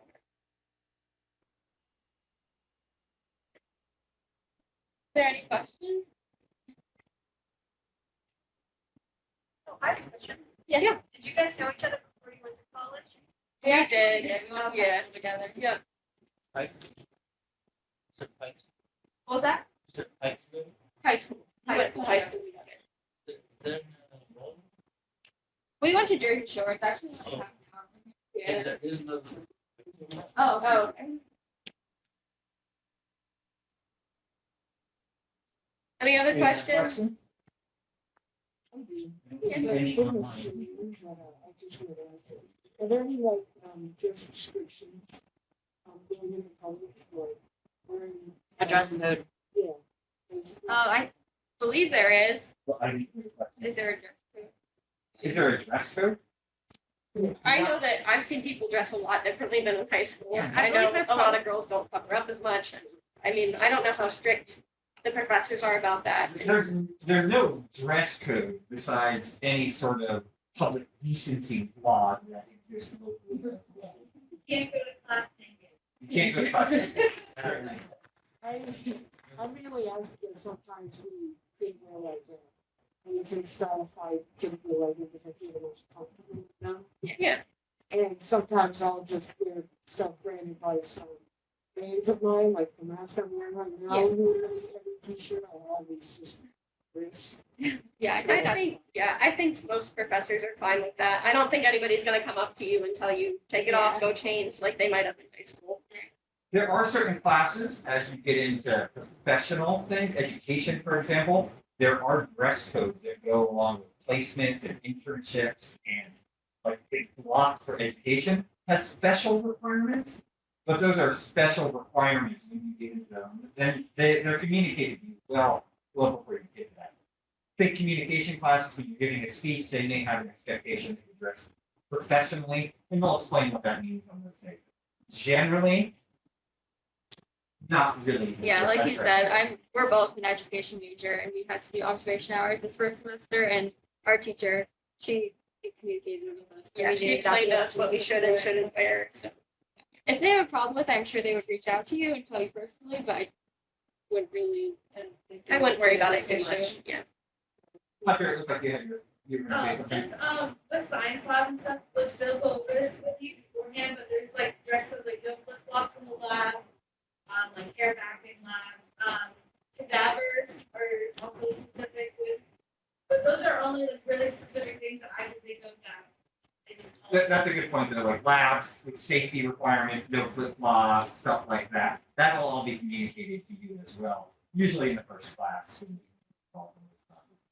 Grace? I know that in the principal, they often have to not wear shorts, they have pants that come in. For those of you online, Grace is saying like lab, no shorts because of safety stuff as well, right? Did I sum that up? Any other questions? The presentation you guys were talking about, safety and drugs and things like that. Is that really an issue on campus? Is that something that's been prevalent that has to be mentioned in the presentation? Drugs or alcohol? Yeah, because you say in the presentation that drugs and alcohol is something that you have to take into the social. So is that something that's common on campus or? Is it common? No, it's present less on Lock Haven's campus than it is on other campuses. Is it among the most common crimes that students get caught up in? Yes, as it is at every university in America. Our numbers are incredibly low. And I know that because I was the person responsible for tracking them for many years. And so we have really low levels. But it's not zero. And it's not zero anywhere at any college campus in America. You know, the most common things that students get in trouble are for underage drinking and for minor possession of marijuana. That's almost universally true at every college campus in America. Our numbers, even in comparison to the other state schools around us, are phenomenally low. So not a huge problem, but it is something that exists. So yeah. It needs to be discussed, and students should be aware. Do students drink? Certainly. I would say that alcohol definitely tops drugs. Like, I think that's more present, at least that I'm aware of. I haven't ran into any issues with drugs. I don't know. But I do know that students drink, like you said, and it's going to happen everywhere. I encourage every student and parents, if you're in the room, to look at, it's called the Peer Report. Every college and university in America is required to disclose their security and crime statistics to the world. Ours compares very favorably to anybody around us. I mean, our closest university is Penn State, and it's not. I mean, you're talking orders of magnitude difference between the two institutions. But it's out there. You can see everything that's happening on campus, and it also includes every area adjacent to campus, even if it's not university related.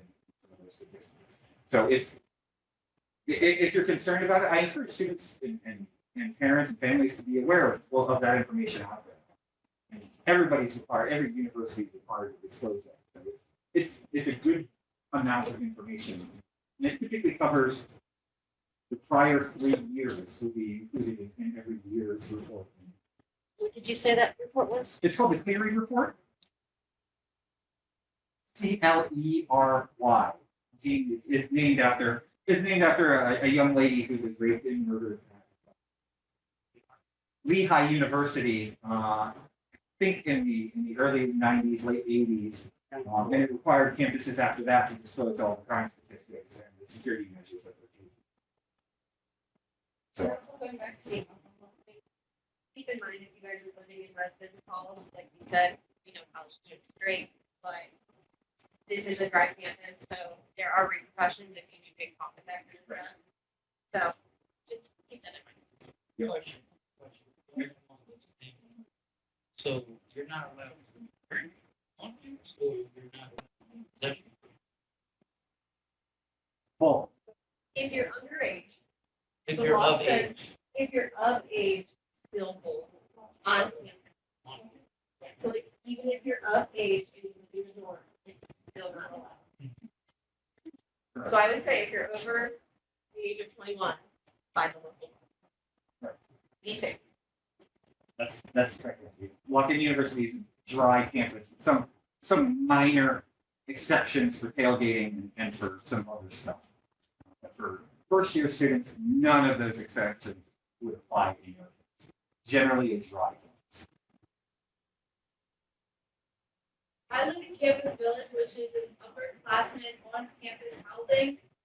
We have RAs and we still have to follow the dry campus policy. So a lot of us are over 21, but we're still a dry campus. We're still on campus. So all those things that we talk about in the handbook and stuff still apply to our housing. Does that make sense? Anybody have any questions for these guys? Yeah. I was going to say dress for the weather because I know here it's very unconventional weather. Will we see people out on days like today, snowing in flip-flops and shorts? Yeah, we will. Yep. And the parent, the dad in me says, what are you doing? But my 6-year-old's the same way. She ran out, right out, let the dog out in bare feet in the snow the other day. So I completely understand. So, but it makes me cringe a little bit on the inside.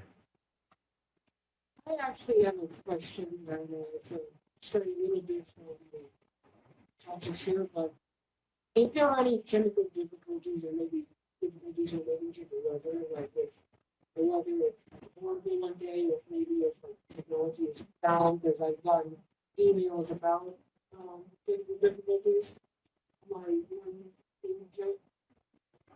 Do they handle it the same way as like a house or like? Do we have delays or cancellations because of weather or other things? Or maybe like they just, give you something to like study and like, assign over.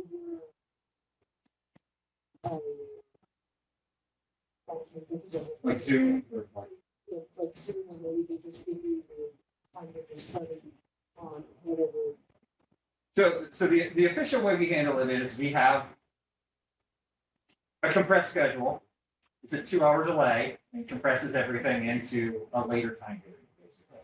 We also cancel classes in the event that it's really bad. I think, so I've been at LHU as a professional for going on 17 years now, and I think I can count on one hand the amount of cancellations. So we do it. Think drastic snowstorms and those really big ones. We don't close or delay nearly as often as high schools or elementary schools. So we do. Some faculty may make individual accommodations if there's bad weather or they can't make it in, that they might switch to remote or to assignments like that. So it's important to always check your LHU email. We'll get into that a little later. That is the official means of communication. If you get out on the website, there is also what's it called? The alert, the campus alerts that you can get a text message. Yep. What's it called? Timely warnings or timely alerts. No, it's there's the campus. There's a text messaging system that will tell you if the school is delayed or whatever. You can find it right on the website. I would encourage you all to sign up for it. You can sign up for what level of alerts you want. It goes down into detail as trolley delays and changes, I think, as well. But you can kind of, figure out what messages you want to get on the alert system. So I would encourage you all to do that.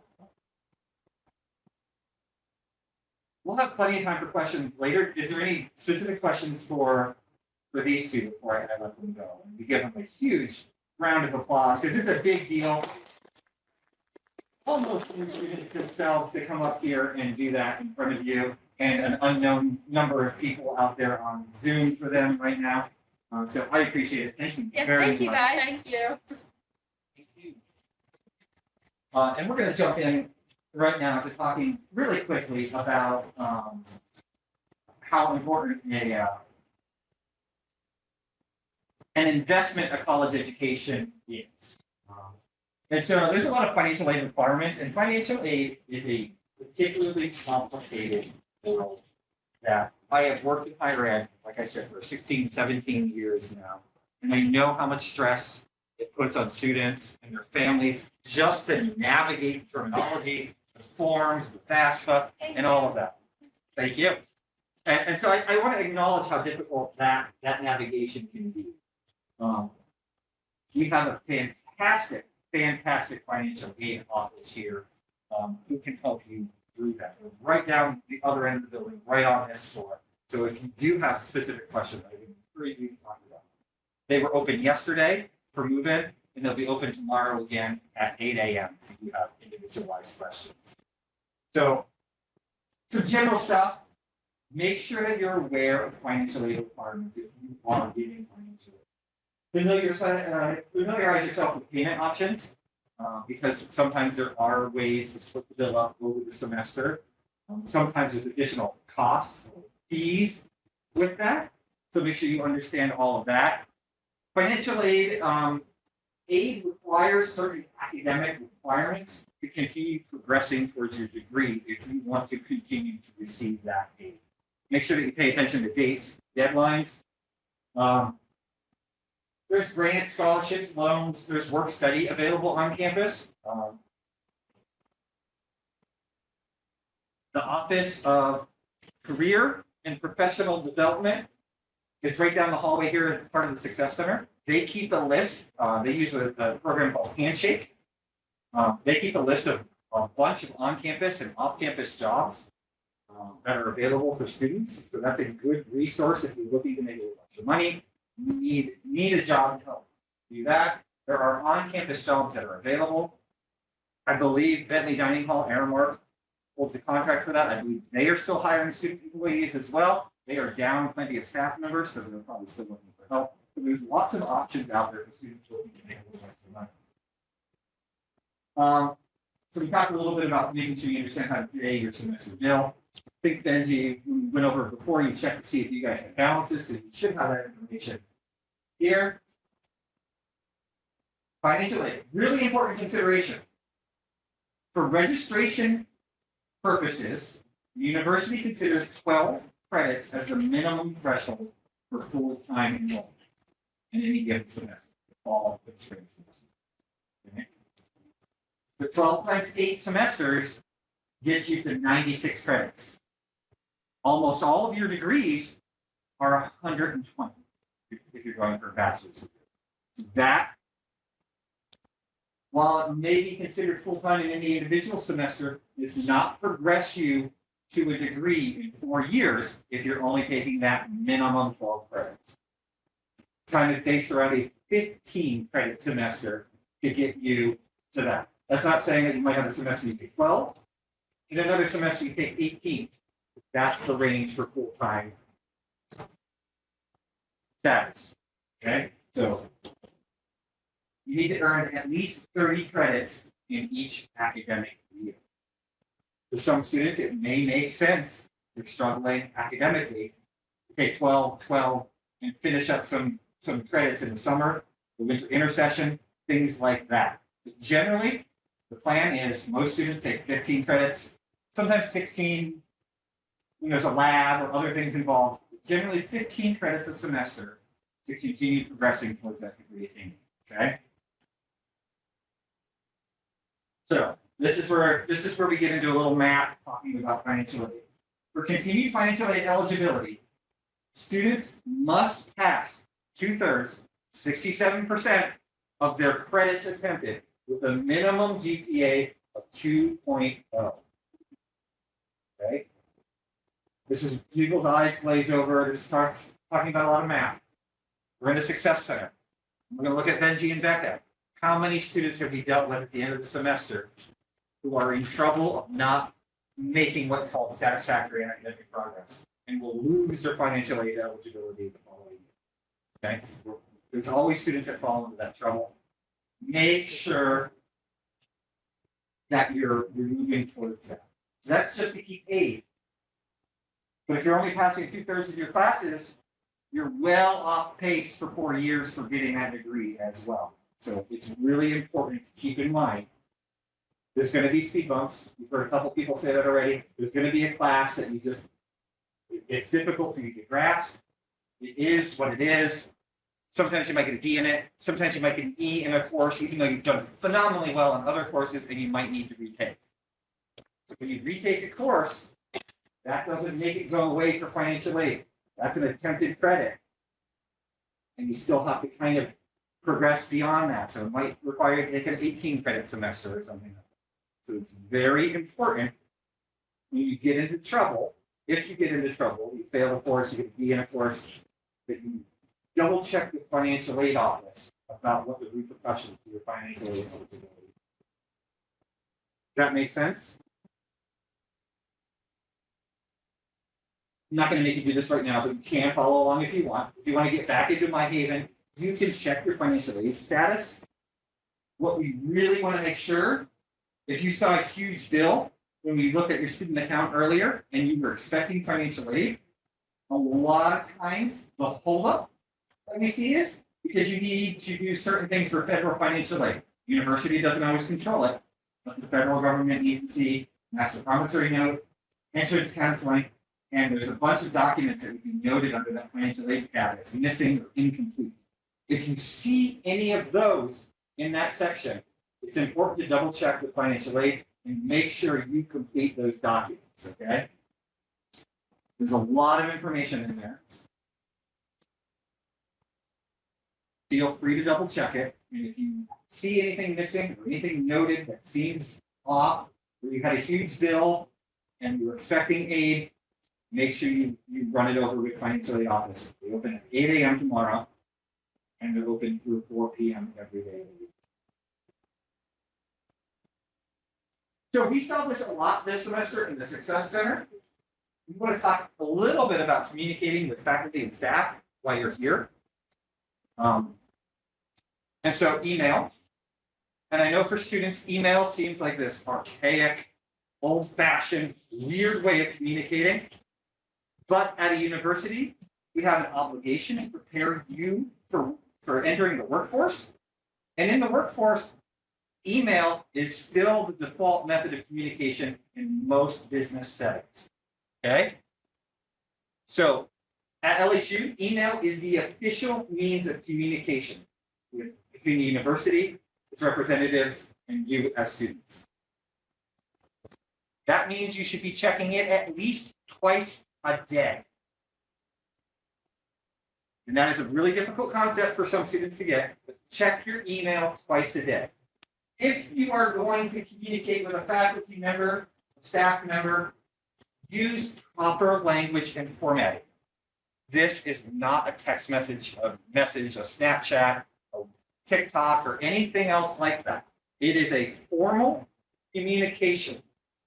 It doesn't need to be overly involved, but it should always address the person, identify who you are, ask a question, say thank you, sincerely, your name. With the exceptions of some of our student leaders, I would say 90% of student correspondence I get is barely readable or understandable to professionals. If you don't go into the details of your situation, it makes it difficult for us to help you. So make sure you're including that information in. Does that make sense? So do not treat it, please, like a text message. Treat it as a formal method of communication. I want to talk a little bit about utilizing resources. We covered a lot of stuff today. You do not need to remember everything. I said that earlier. I'm going to say it again. If you remember nothing, for those of you that are online, Student Success Center, second floor of Ulmer Hall. For those of you that are in this room, we are on the second floor of Ulmer Hall. The Central Success Office is right there. You can see it through the doors. When you come in, when you came in the building, checked in, the front desk out there is the main information desk for the Success Center. If you don't remember anything else, and you have a question, problem, that is the place to go. We have student mentors. If you feel like you're not getting connected, you need a little bit extra help connecting with someone, connecting with the university, utilizing your resources. We are happy to hook you up with a mentor. We have those guys in the back that you chatted with today are 6 out of 24 of them that work for our office. So you'll find them. Those are the folks that will staff the desk out front. If they can't answer your question, they will connect you with Benji or Becca or Trinity, who works based out of our Clearfield campus, but she is one of my success specialists as well. They are more than happy to help you. That is pretty much the main thing you have to remember. You don't have to remember where everything is. We go over it all today so that you know some of the services that are available as college students, but we don't expect you to remember all the details. Sometimes you won't even be aware of a resource until you're in need of its services. So it's really important to kind of think about some of that stuff. Really quickly, just mentioning again, tutorial services. They work closely with the Success Center and send representatives to our meetings and chat with them a lot, but they are physically located on the second floor of the library. So important to know that. Faculty office hours. We'll talk about them in your syllabus for your classes. We'll talk about them often in your first class. Students wildly underutilize faculty as a resource. I would encourage you all to introduce yourself individually to your faculty members during your office hours so they can associate a name with a face. That greater degree of connection can be an awesome little leg up for you that not all of your fellow students will use.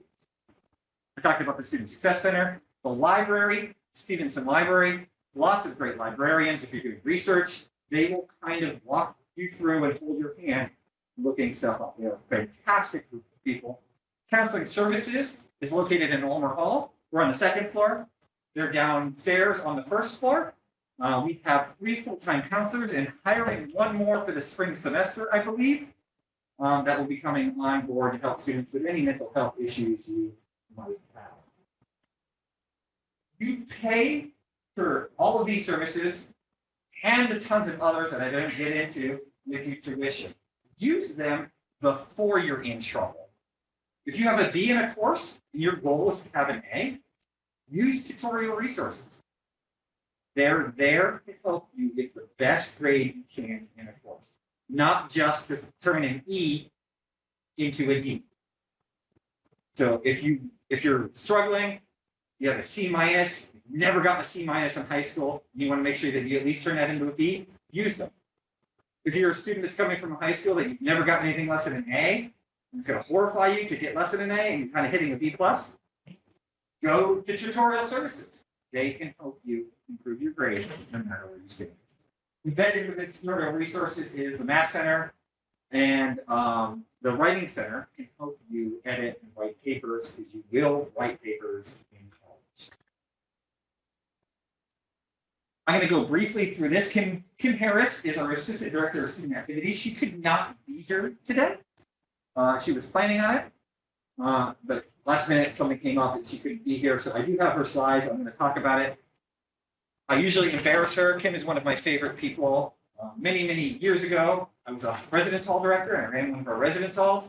And she is also a Lock Haven alum and she worked as an RA for me. So one of my absolute favorite people in the world to work with. She is responsible for most of the big scale events that you'll see happening on campus.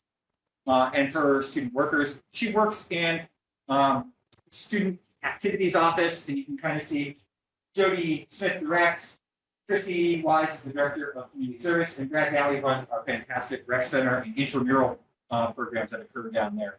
Lots of great ways to get involved. Kim always comes prepared with lots of awesome pictures, clubs, organizations. These are just various clubs and the activities that they do and things that go on. Relay for Life. I talked about Color Splash earlier. Choir, hiking clubs, campus craze, comedians, Win Night. As simple as it is, seems to be one of our biggest events and draws. It's usually on Wednesday, once a month. Yeah. Right. So lots of things that go on, some more stuff from the campus craze. Every Wednesday is hump day, and there'll either be an activity or a free giveaway to students. Club fair. said it to one of you, what was the day? February 10th. February 10th will be the spring club fair. So if you're interested in getting involved in a club organization, February 10th is the date that will happen. You'll start seeing signs and information. Check the weekly student activities email, comes out twice a week. 3 times a week, Monday, Wednesday, Friday. Listing all the stuff happening that week and beyond for the semester. So lots of activities are going on all the time. Homecoming golf cart parade, you guys missed it. Happens in October. This is a national award-winning thing. It's a really fun program. My kids attend and come home with like 10 pounds of candy. But many students are out there. We have, I don't know how many golf carts that are decorated. And it's our way to kick off homecoming here. Family Day, also that is a September program, so you guys kind of missed that already, but it will come around again next semester. It's a fantastic event, lots of stuff happening throughout the day on that. Campus Craze is usually a spring event. Hopefully, COVID allows us to do some of the more fun activities that we do, but think inflatables, mocktails, there's always some random thing to ride, but lots of events like that, always a good time. So student residence life and housing. So I guess I get to talk about this again. I came out of this department many years ago. I mentioned to you guys that I'm moving into a new role, and this will be one of the areas that I oversee as well. So I'm pretty excited to have that back with me. Student residence life runs housing on campus, dining and meal plans, residence life, and student conduct. So we talked a little bit about student conduct earlier. I'm not going to go too far into that. We talked about meal plans earlier, and we kind of talked about housing. So if you're living on campus, you know all about that. If you're not living on campus and you're doing a semester from home because you're a local student, I encourage you to think about spending a semester or two on campus with us at some point. It's a great way to build those connection points with other students. I always tell folks, I graduated from Lockheed University in 2003. My phone is constantly vibrating in my pocket because the folks that I'm still closest to, friends in my life, there's a group of 8 or 9 guys in a group chat, and we're constantly talking 20 years later, and we're still fairly close, keeping in touch every day. So those are awesome connections that you can form just by doing it. That's not to say you can't form awesome connections if you're not living on campus. You certainly can, but it takes a little bit more effort to do that and step outside your comfort zone. So there's awesome opportunities about learning to live. When I talk about learning to live, I always think about doing laundry. There's a phenomenal amount of our students that come and live on campus with us for the first time and have no idea how to do laundry. The machines are incredibly simple. You'll be okay if you're a little worried right now about doing that. You'll survive. But if not, ask your RA. They're prepared to help you through some of that stuff. If you don't know how to do something and you're living on campus, your resident assistants, upperclassmen who are living right there in the halls with you, they are fantastic resources and guides. Each of our halls has a professional residence hall director in it as well, typically a master's degree educated person. Most of them have lived on campus and have worked in that line of work for quite a few years now, so they're incredibly knowledgeable about helping students as well. I encourage you to make use of it. In your residence hall, you'll find tons of programs occurring just about every night. There's always something to do. You don't even need to be part of it. Our RA ratio, the institution down the road that I talked about has an RA ratio of 200 to 1. And at Lockheed University, we are at 35 to 1. So we believe in not individual attention, but pretty close. So if you do have questions, they're fantastic resources. So we've come about to the end of the program. We've covered a lot of stuff at 50,000 feet. I'm going to ask someone to monitor the chat, ask questions out loud. If you have any, not yet. But this is the time that we have for any questions. So I saw a hand up over here. That's okay.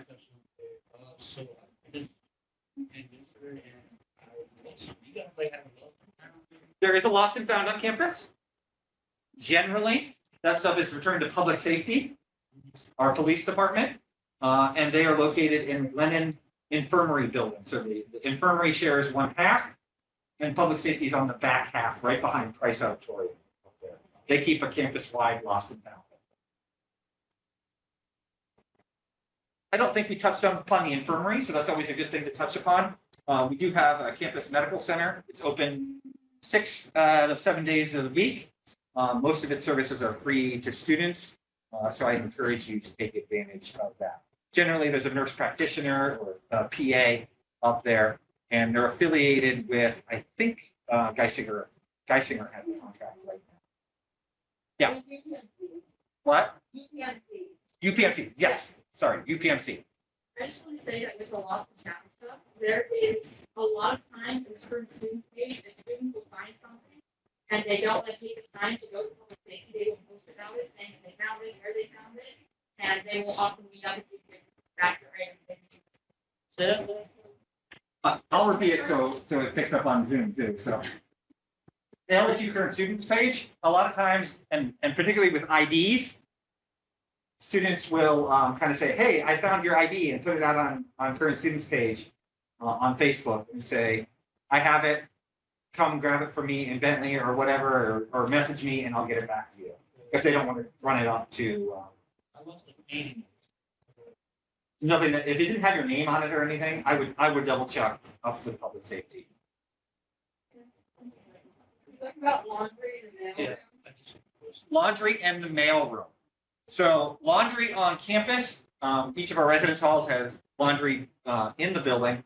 You can use your ID card if you add Haven dollars to it. They also take quarters in the old fashioned way.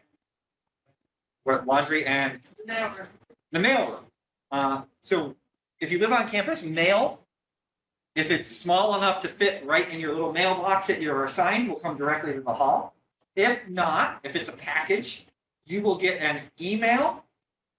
You have to sign up for it. You have to sign up for an email. Grace?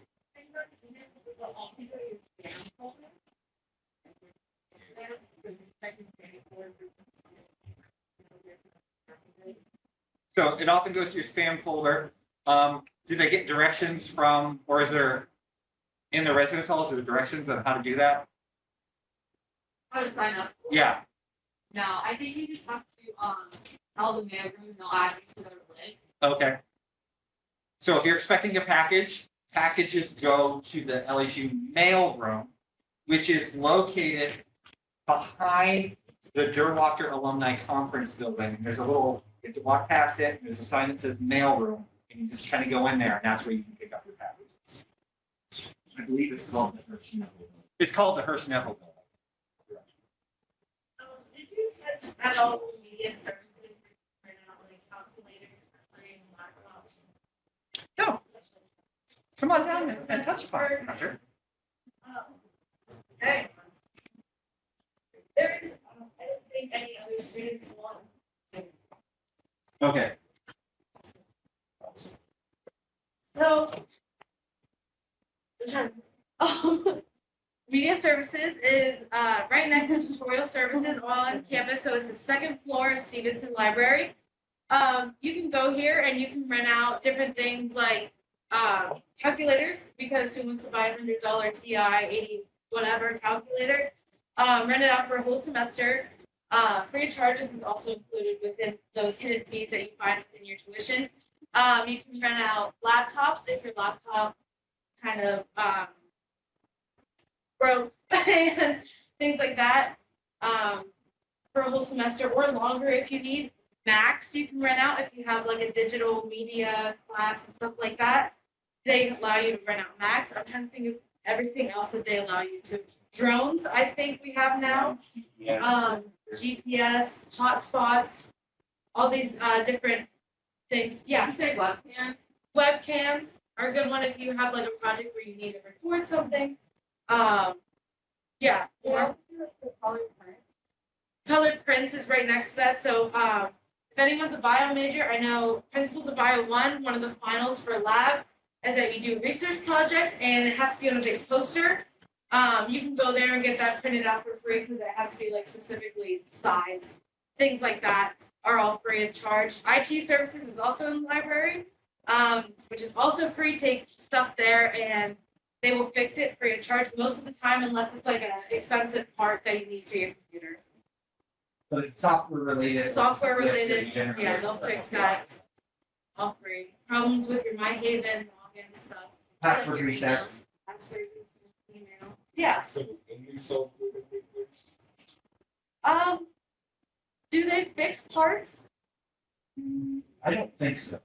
They'll help you with software stuff, but not. And not I think parts. they would, They won't open up and really mess with something that you own. But they will help you if it's a glitch or a piece of software or a login issue. They will kind of walk you through. TR means Tuesday, Thursday on your schedule. That's a good one. That's all I have. And you have to put your ID to the mail room to get your mail. So you'll edit it down. They will change. It's also a good rule of thumb to carry that everywhere you go. It, like, a little wallet on your phone, little bullshit, do something like that, because you're gonna need that everywhere across. Get used to carrying your student ID. I'm staff, and I have to have my ID with me, or I can't even get into the building anymore. So, Yeah, Benji had to come let me in the side door because I locked myself. so get used to that, yeah. You guys said about putting some money on the Flex account. What's a good start value for someone that's just commuting and only gonna be here 4 hours? So I'm only here for lunch most days, and I'm gonna put on, $100, I think is a fair amount. I'm gonna put on some money on a Flex account. I can put it on my card as a staff member too, and I'm gonna do that this week as well. So that's usually a good start amount. Is there an online way to do it then? Or do you have to go into Yes. Bentley to add it? It's through MyHaven. It's through MyHaven. Okay. Right. Yeah. And it's like K-Bill or iFile. Okay. Okay, that's right. Yeah. I remember that. And I can't show you my account necessarily because I have a staff account and it doesn't look the same as it will for them. I live off campus and I don't have no plan, but I added about like $300 to my bank account, and that got me through like last semester.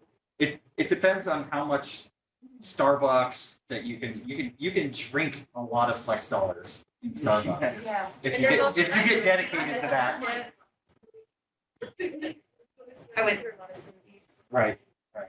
So I see some students can burn through quite a bit of Flex just at Starbucks. And what about the vending machines? Do they take regular banknote too, or? They take credit card. They take Haven dollars that's associated with, like, if you're doing laundry, the university store takes that, and the vending machines take that off your ID card. It's separate than Flex dollars. Okay. Two separate things. Do they still take cash? They do. Okay. Yep. Any other questions? And if you have individual questions that you want to ask somebody as we kind of break up, feel free. We'll stick around for a little while. If not, I'll do one final call for questions. Otherwise, I will release you out into the snowy world that it has become in the few hours that we've been in. Thank you so much for bearing with us today. I know it's a lot of information to absorb, a lot of sitting. I totally get that. Like I said, if you have any questions, feel free to stop by the Success Center. We'll hang around for a little bit.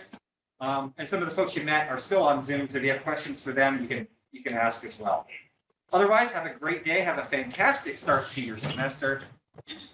Enjoy the snow.